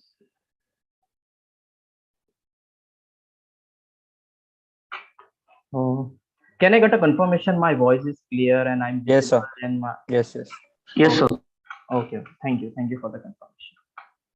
So yes, so I just want to go with a demo before diving into my primary topic. So I just request two volunteer from college like confirm me into the chat, so I can just go ahead with the practical demonstration which I've prepared. So I just require two, and there is only one requirement. They both should be a friend of each other to make this demo successful. Okay, I think okay. I think we already have 2 person with their cameras on, and this is good. Hari and Nihal. So okay, I have to put my camera on. Just okay. So Hari and Nihal, I just have one request from you both. Can you like share your number to me, not to everyone, in my personal chat, so I can use that for the demonstration? Yes, sir. Okay.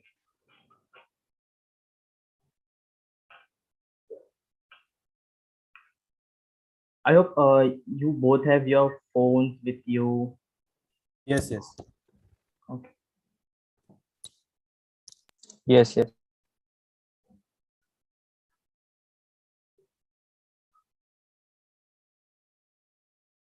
Okay.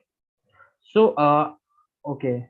Okay. So I just have one request. So can you both if you have your phones nearby, just pick it in your hand and just show it into the screen. Okay. Uh, guys, this is not a magic. I'm just trying to explain you one situation or a misconception, we can say. Okay, yeah, so they both have their phones in them. So I just have one request. Nihal, do you have Hari's number in your phone? Yes, yes. Okay. Do I need to call him? Yeah, that is the thing we will be doing. So let us go a little slow. Okay. So Nihal, okay. So Hari, just put your phone in front of the camera. Nihal, also just dial Hari's number and just try to call him.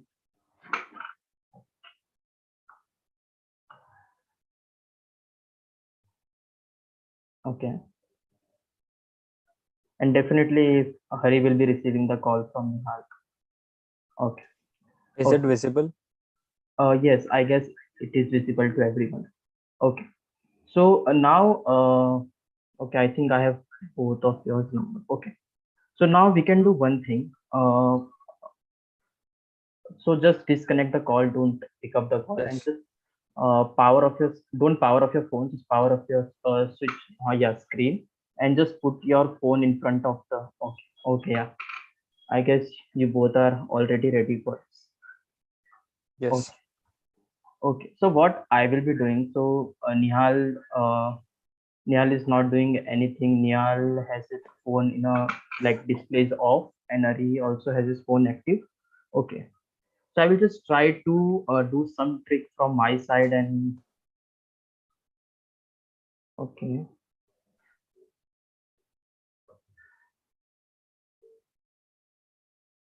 Okay.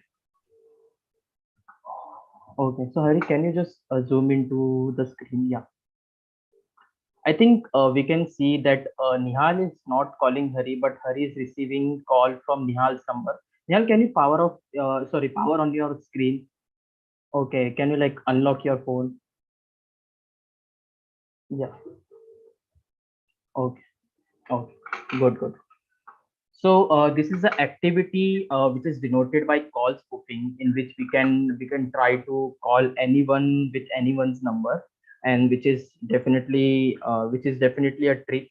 Uh, but so my main concept or my main intention to display this thing in front of you, there are hundreds of trick we can perform as an ethical hacker. We have tons of. This is not bonded to only spoofing. We can do many tricks to attract everyone, but our intention for this session is to like, but how do you got Nihal's number? I think they have shared me into the chat in my personal window.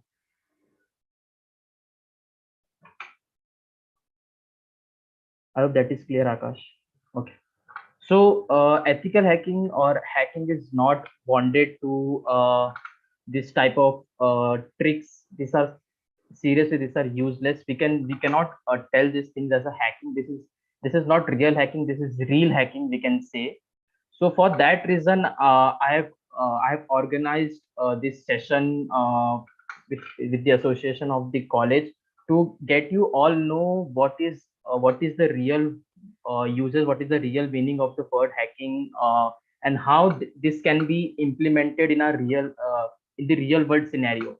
So I think in chat we had questions, right? Hacking email ID, hacking password, and as an ethical hacker, and my colleagues also gets messages from random people to hack someone's Facebook, hack someone's Instagram, and things like that. They are ready to pay us also, but that is not what we do. Okay, that is seriously not what we do. We keep organizations secure. We find loopholes. We find vulnerabilities. We we solve real world problems, and just try to keep the cyberspace of our world to be a secure space. Okay. So yeah, that was I was just like trying to make you all understand that don't be bonded with a misconception of some tricks people are showing to you, and you are getting attracted to that tricks and enrolling in anything to learn that simple tricks. You can, yeah, definitely you can learn this thing online with some simple Google search, and there are tons of YouTube videos available. But if you are, if you have joined this session, so I hope your intention is not to hack someone's Facebook and hack someone's email. Your intention should be securing a workspace, securing organization, and trying to solve some real world problems. Okay, so yeah, with that, I am just starting. I'm just sharing my screen. Okay, so this was a so Nihal and Hari, if you want, you can switch off your cameras, and if you want, you can continue also. There's no problem. So my demonstration is completed. So I've already introduced myself, and thank you, Ashish sir, also for the great introduction which you have shared. Okay, so this is some contact information of mine. It is my LinkedIn URL, my phone number, and my email address. You can contact me anytime after the lecture if you have any doubts, any queries. Okay. Okay. So my topic is hacking Windows system, and if I use this word like hacking Windows system, I will be getting into a computer and taking access of a computer from my own laptop, and I can execute. I can like scroll on to access anything onto that computer. So for that, so yeah, this was a little thing all about hacking. So okay, so these are the things which people will try to like keep you attract with the word hacking. There are some like very useless websites which will just show you this type of glimpse, and you can see Interpol database. This all things are useless. I was just trying to make a awareness also that don't try to, in the movies also you can see this type of terminal attracting people and some useless things going on into the terminal, but these things are of no use. These are useless thing, and you should never focus on this. So I will just move on to some concepts because my topic will be a little technical. So if anyone has any doubts, so I just want, okay, let me just close on my PPT. Okay.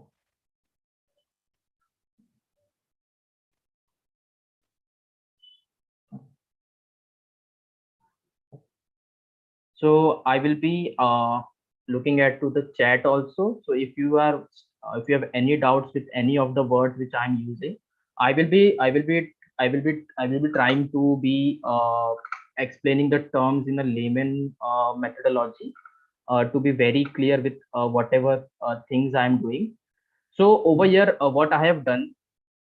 So before directly diving into the practical part, I just want to like explain you some concepts and some words which I will be using with the practicals.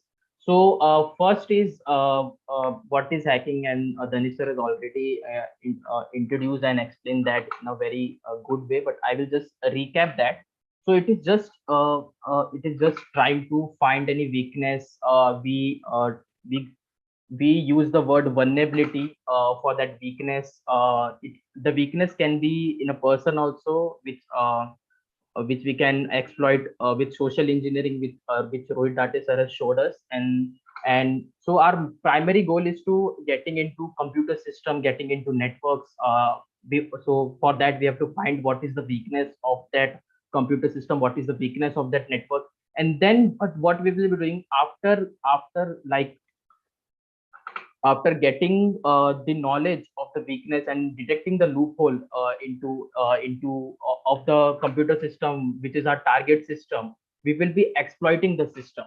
Okay, so vulnerability is a simple thing in a layman. If I want to conclude what is vulnerability, it is a basic loophole, or you can it is a weakness, loophole, misconfiguration, anything you can name on a computer system, on a network, or on a person. Okay.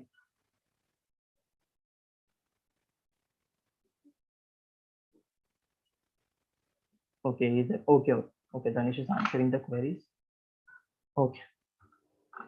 So So what I will be doing, so I have a weakness detected in one of the system, and I am connected to that system using VPN. So can I confirm with everyone that everyone is aware with this methodology of VPN, the concept of VPN, what we do using this? So this is my utility called OpenVPN, which I am using in my Kali Linux. This is the operating system.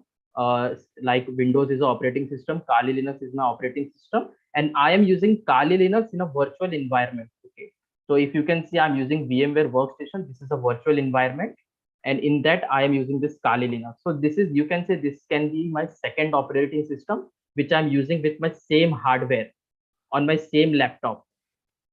Okay, so yeah, but there is a segregation between this Kali Linux and my Windows system.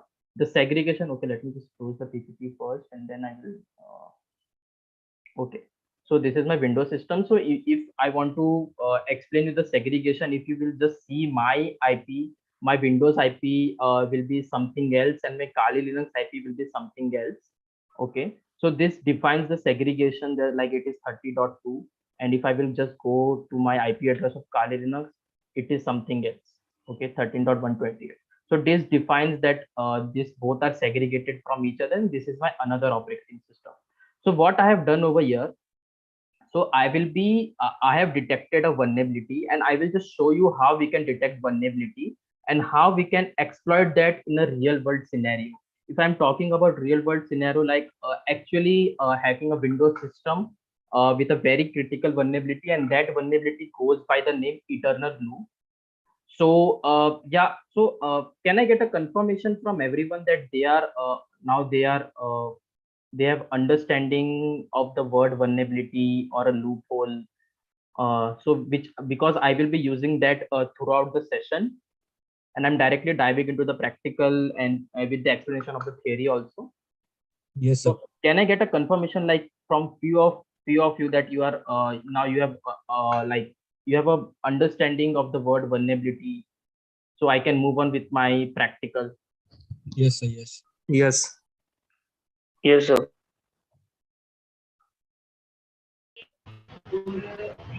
Yeah, just I just don't want like to unmute yourself and say, you can type it Yes, into sir. the chat also if you want. Okay, you can confirm everything into the chat. I will be active on the chat throughout the session. There's some noisy mic. Can you please unmute yourself?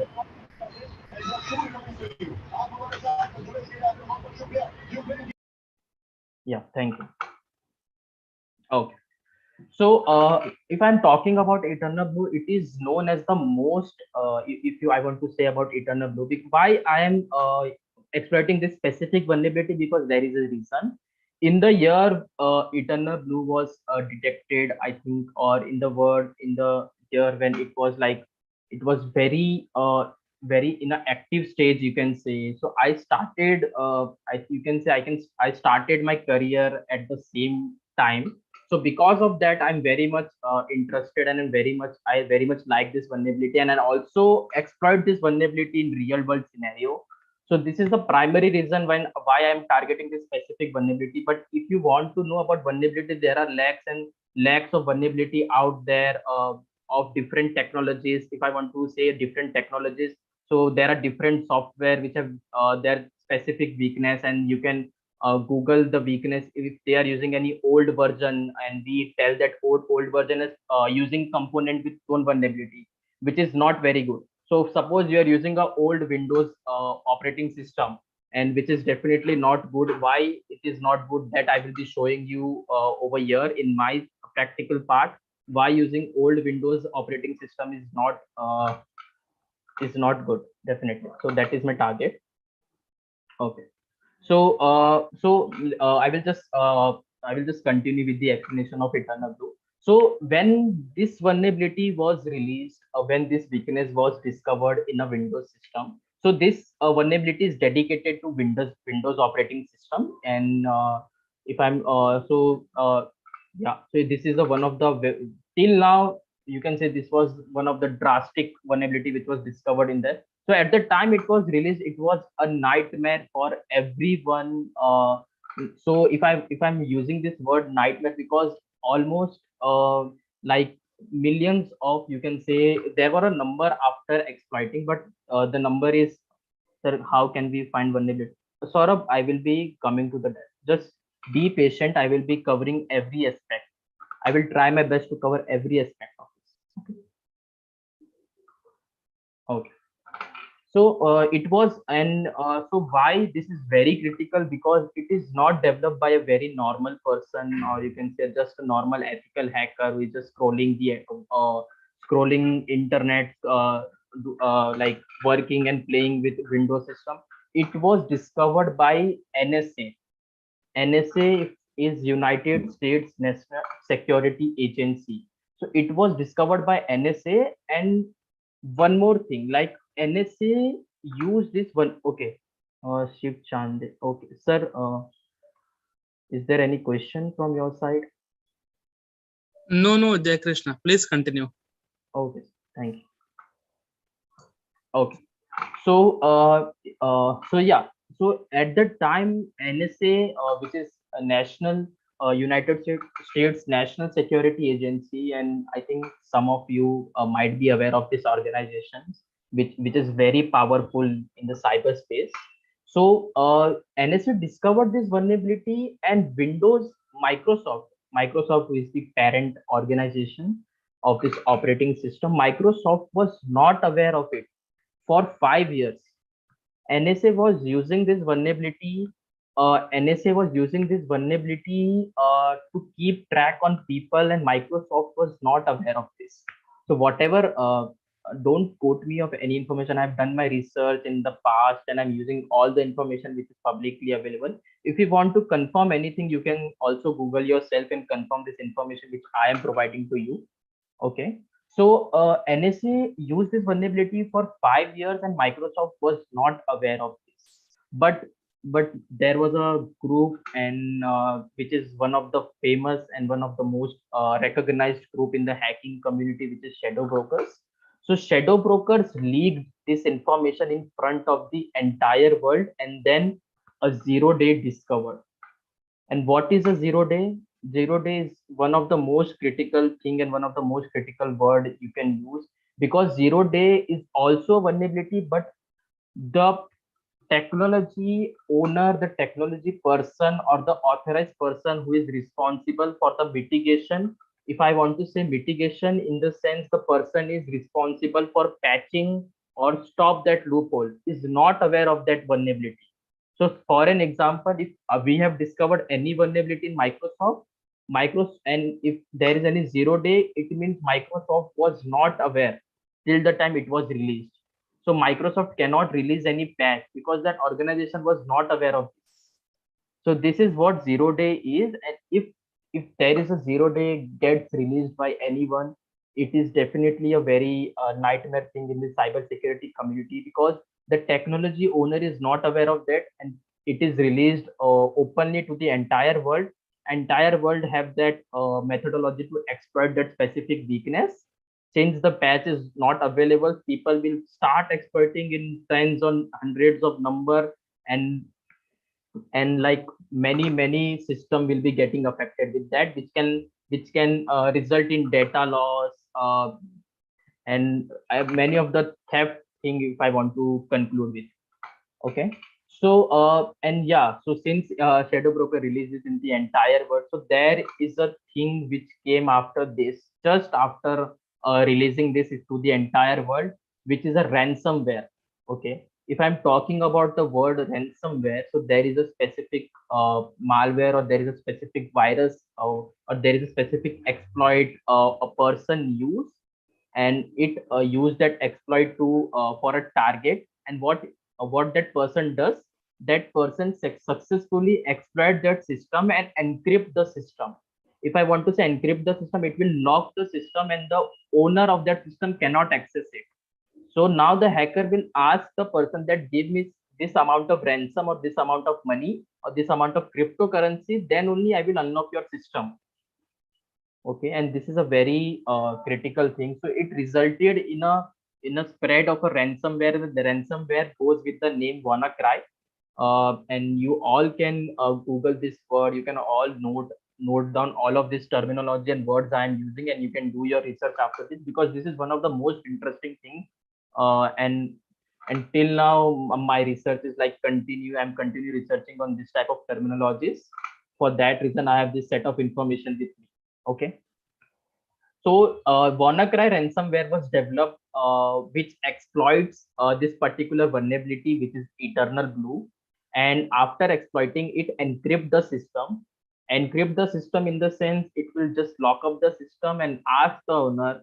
So there was a situation at that time that FedEx entire Windows system got attacked by this ransomware, which resulted in around, I guess, 400 million or 500 million, around that much amount of money as a ransom paying to the attacker. So they paid this amount, this specific this around this 400 million or 500 million dollars to unlock their system. So this was the thing, and in total at that time, Eternal Blue was responsible for estimated loss of $14 billion. So if now I'm clear with my clear with the things I'm saying, so now with the amount and words which I'm using, so now everyone will be understanding that how critical this was at that time. And till now, and I can confirm you one thing, that till now organizations are using this, and organizations are hacking a system with this vulnerability, because till now it is active. So for that reason, you should never use your old Windows operating system. Not only old Windows operating system, you should never use any old component or any old technology. So you should always update your technologies. Okay. So how do we exploit this weakness? So this is the question. So to exploit this weakness, we have a specific so in the practice, so I've already started with the practical. Let me just grab the IP of the system, and let me just confirm the access. Okay, I've connected to the VPN. Okay, so I can ping that IP. So yeah, so now because I'm into so the system is situated in some other country, and I'm connected to that using VPN, and now the reachability is there, which I confirm by pinging the system. So now what I will be doing as a practical part. So this is a MSF console, which is a utility in Kali Linux and in some other Linux operating system also. What this utility does, this utility or this specific piece of software has inbuilt exploits. What is an exploit? It is just a program, or you can say a set of code which is designed to like take a advantage of a security flaw. Since Eternal Blue is a security flaw, and we need a exploit for the specific thing. Okay. So the exploit is developed, and using this exploit, I will be getting into that system.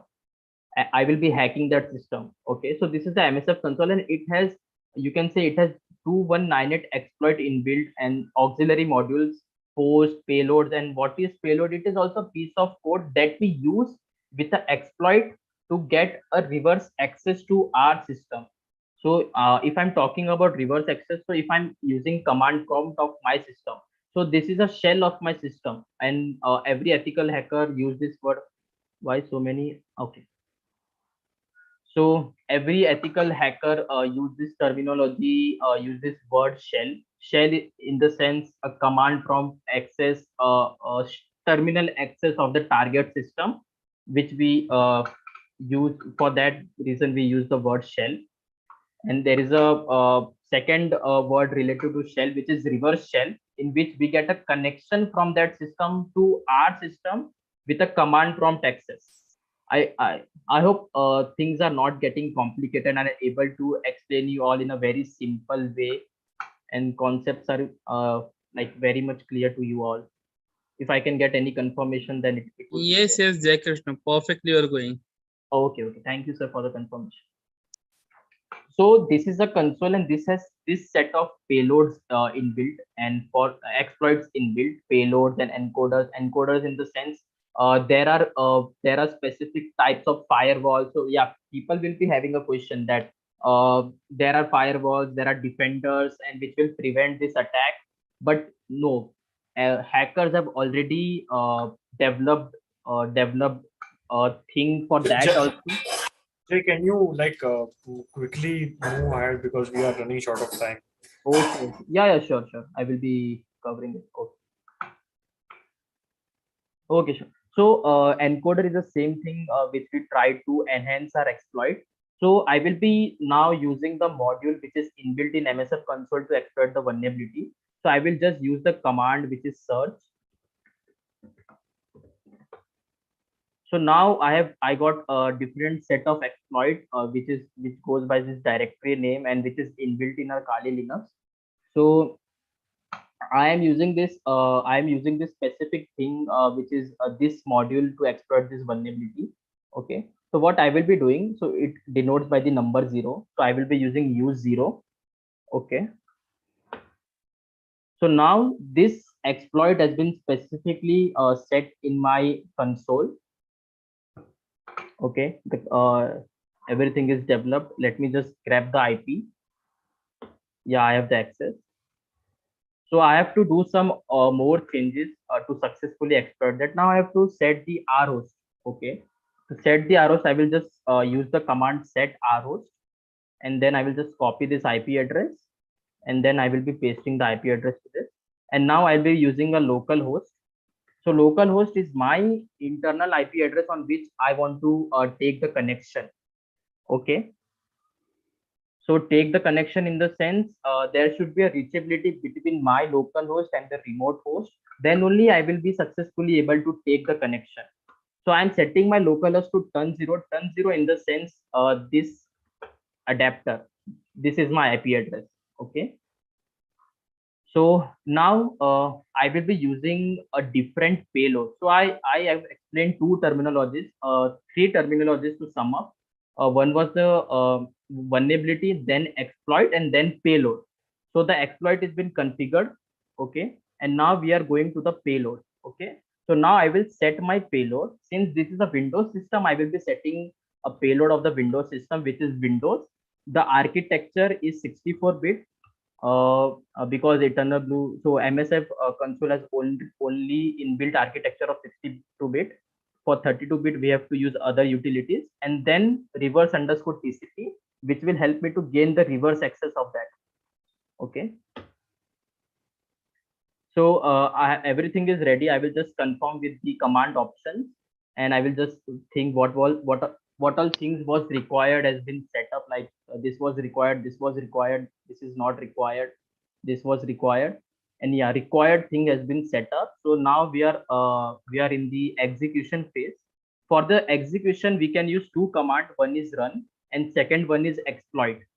So the uses of both the commands are same. We will be going with this second word, which is exploit, and then we will be exploiting the system. Now this gave me a confirmation that host is likely vulnerable to MS-70, and this is Windows 7 Professional. This is Windows 7 Professionals 7601 service pack. There are different service packs in Windows. So now you can see I got a connection. Let me just confirm it. Okay. So yes, I was successfully. So you can see it give me a confirmation with the word win. And if the host would not be vulnerable to Eternal Blue, so it would be giving me fail instead of win. Okay. So this was a very quick exploitation of Eternal Blue or hacking a Windows system, and how I can confirm that. I will just confirm who am I, which will give me NT authority system. It means I have administrator access on this specific device. So this is some other device. I can confirm that with the IP address. So the IP address is 10.10.150.65, and you can see my IP address, which is different, which is 192 and 10.9.60.99. So my IP address is different, and I can also confirm with my Windows IP address. So no doubts will be there that which system was it. So this is in 192 range. So there cannot be any doubt related to this system. So this system was in some another network. I was connected to the system using VPN. Because of that, I had the reachability. I exploited that using this MSF console, and I was successfully able to do this. I will just look at the host name, which will just give me a person. Okay, John PC. System info, which will give me a detailed system information about this. The OS was Microsoft Windows 7. Okay. And we all know that Microsoft Windows 7 is an old operating system. And now we can confirm the data. So you can see these are all the Windows internal files. I will just confirm more data. Do we have anything useful to look at? Notepad.exe. I will just go to another directory. I will just go to users. John. I will see John has any sensitive information available. So you can say I am able to reach out to every directory. I'm able to access everything in this system by exploiting a very old vulnerability which was eternal. So this is what you can say a real hacking or hacking in real world is, how hacking in real world is. So someone asked me a question, how we can confirm that that is a vulnerable system. So for that, what we can do, we can search for auxiliary eternal. Okay. And then we can just use this auxiliary, which is auxiliary SMB 17.1. I will just set the R host. So if someone don't want to directly exploit the system, they can just confirm that is it vulnerable or not vulnerable. And I will just press the command run. So now the auxiliary only gave me the confirmation that host is vulnerable. So the auxiliary doesn't exploit it. It will just give you, it just scan the, it is just doing the scanning part. And then exploit is helping us to exploit that vulnerability. So so I had to go with this practical and explanation very quick because looking at the time frame. But I hope whatever I have showed to you is very much clear to everyone who is there with me. Is there any doubts specific to anything or not only to the topic, apart from the topic?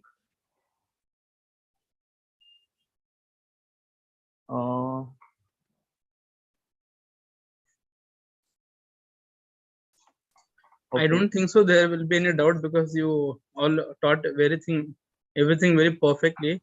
So students got every point. All the topics are clear. If any questions, you can write it in the chat box or you can unmute yourself.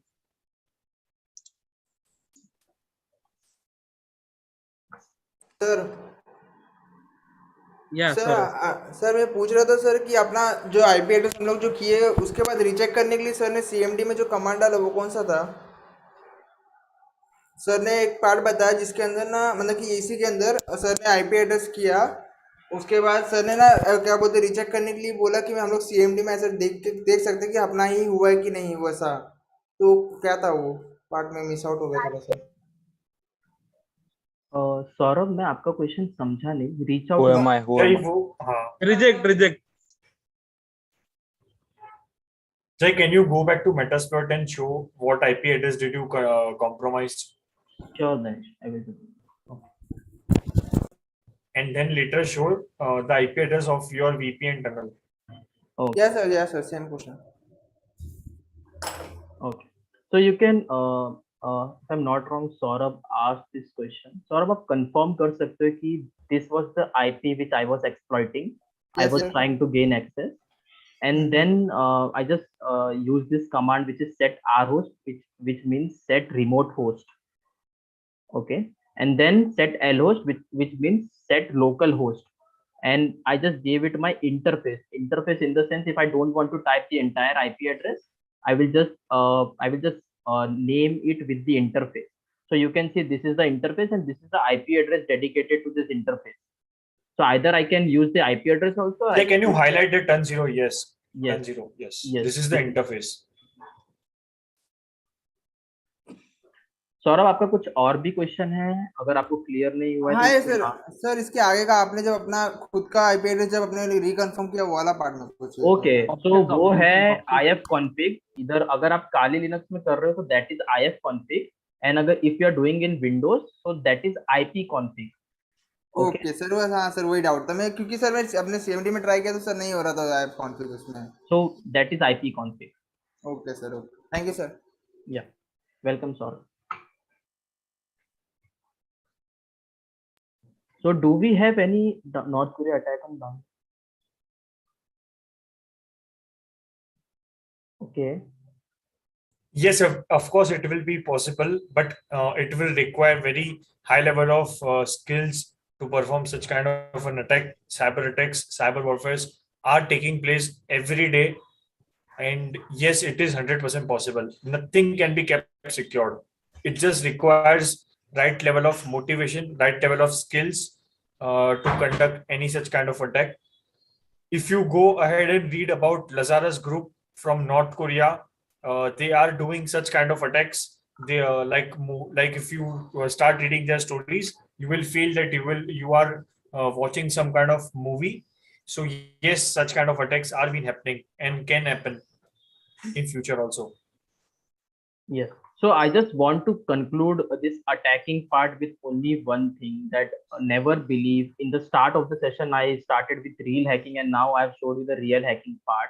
So this is the difference of normal tips and tricks and exploiting a real world weaknesses and flaws which we discovered in systems or in a network. So this is a major difference. I tried to be a little attractive, because if I would be going into more technical, then it might be difficult for some persons. So for that reason, I was very quick and very basic with the terminology. But there are tons of vulnerabilities, there are tons of weaknesses available out there, which requires a very dedicated set of knowledge to perform. And at the end, I just want to say one thing, that don't misuse this knowledge to attack your friend, or any knowledge that Danish sir, Rohit sir, and myself has showed in the practical part. Don't misuse that. So that is from my side. Thank you, everyone. Thank you, Jai Krishna. Your session was amazing. Even all of you did very well. So there are 2 questions in the chat box. We'll take them and we can wind up for the day. So you can see there is one question by Rishabh. He is asking that, sir, what kind of information is required to hack the target computer? If you can answer, speakers. So again, if you are hacking computers, the target could be an individual. So this question is very generic. So when I say it is very generic, that means the target could be using multiple types of computers. So the goal over here is to hack into someone's computer, but that person who could be using a different laptop for doing his day-to-day job, a different laptop for his organization, different laptop for his college, okay, different things to conduct on from using a phone. So again, you should be targeting on the individual instead of a laptop. If you understand the individual, what all device he is using, then you can start collecting information based on that, what kind of computer or what kind of device he is using, and then you can plan what kind of trick you could do, like sending a email, you're sending an image with the backdoor, and then if he opens the image, his computer is already hacked. So yes, there are multiple things, but the first thing that you know is understand what is your goal. When you are hacking a computer, you need to understand how will you get initial foothold. Okay, thank you very much, Dhanesh sir. Last question we'll take. Can blockchain-based application be more secure in the future? No. So blockchain is very secured. Yes, it is secured, but not 100% secure. Why? So I don't know how much of you guys do read InfoSec articles, but 2 days before, a person found a vulnerability on Coinbase. Anyone can go ahead and type it on Google and confirm the same. he was awarded with $250,000, $2.5 lakh. Okay, so this what is Coinbase? So Coinbase एक platform है जहाँ पे हम लोग currency ले सकते हैं, बेच सकते हैं. ओके, लेट्स से कि मैं एक पर्सन हूँ, मेरे पास Coinbase पे एक अकाउंट है. Okay, I am holding Shiba Inu and I am holding bitcoin. Okay, वो Coinbase पे मेरे पास दो करेंसी है. अभी मेरे को दूसरे प्लेटफॉर्म पे पैसा ट्रांसफर करना है.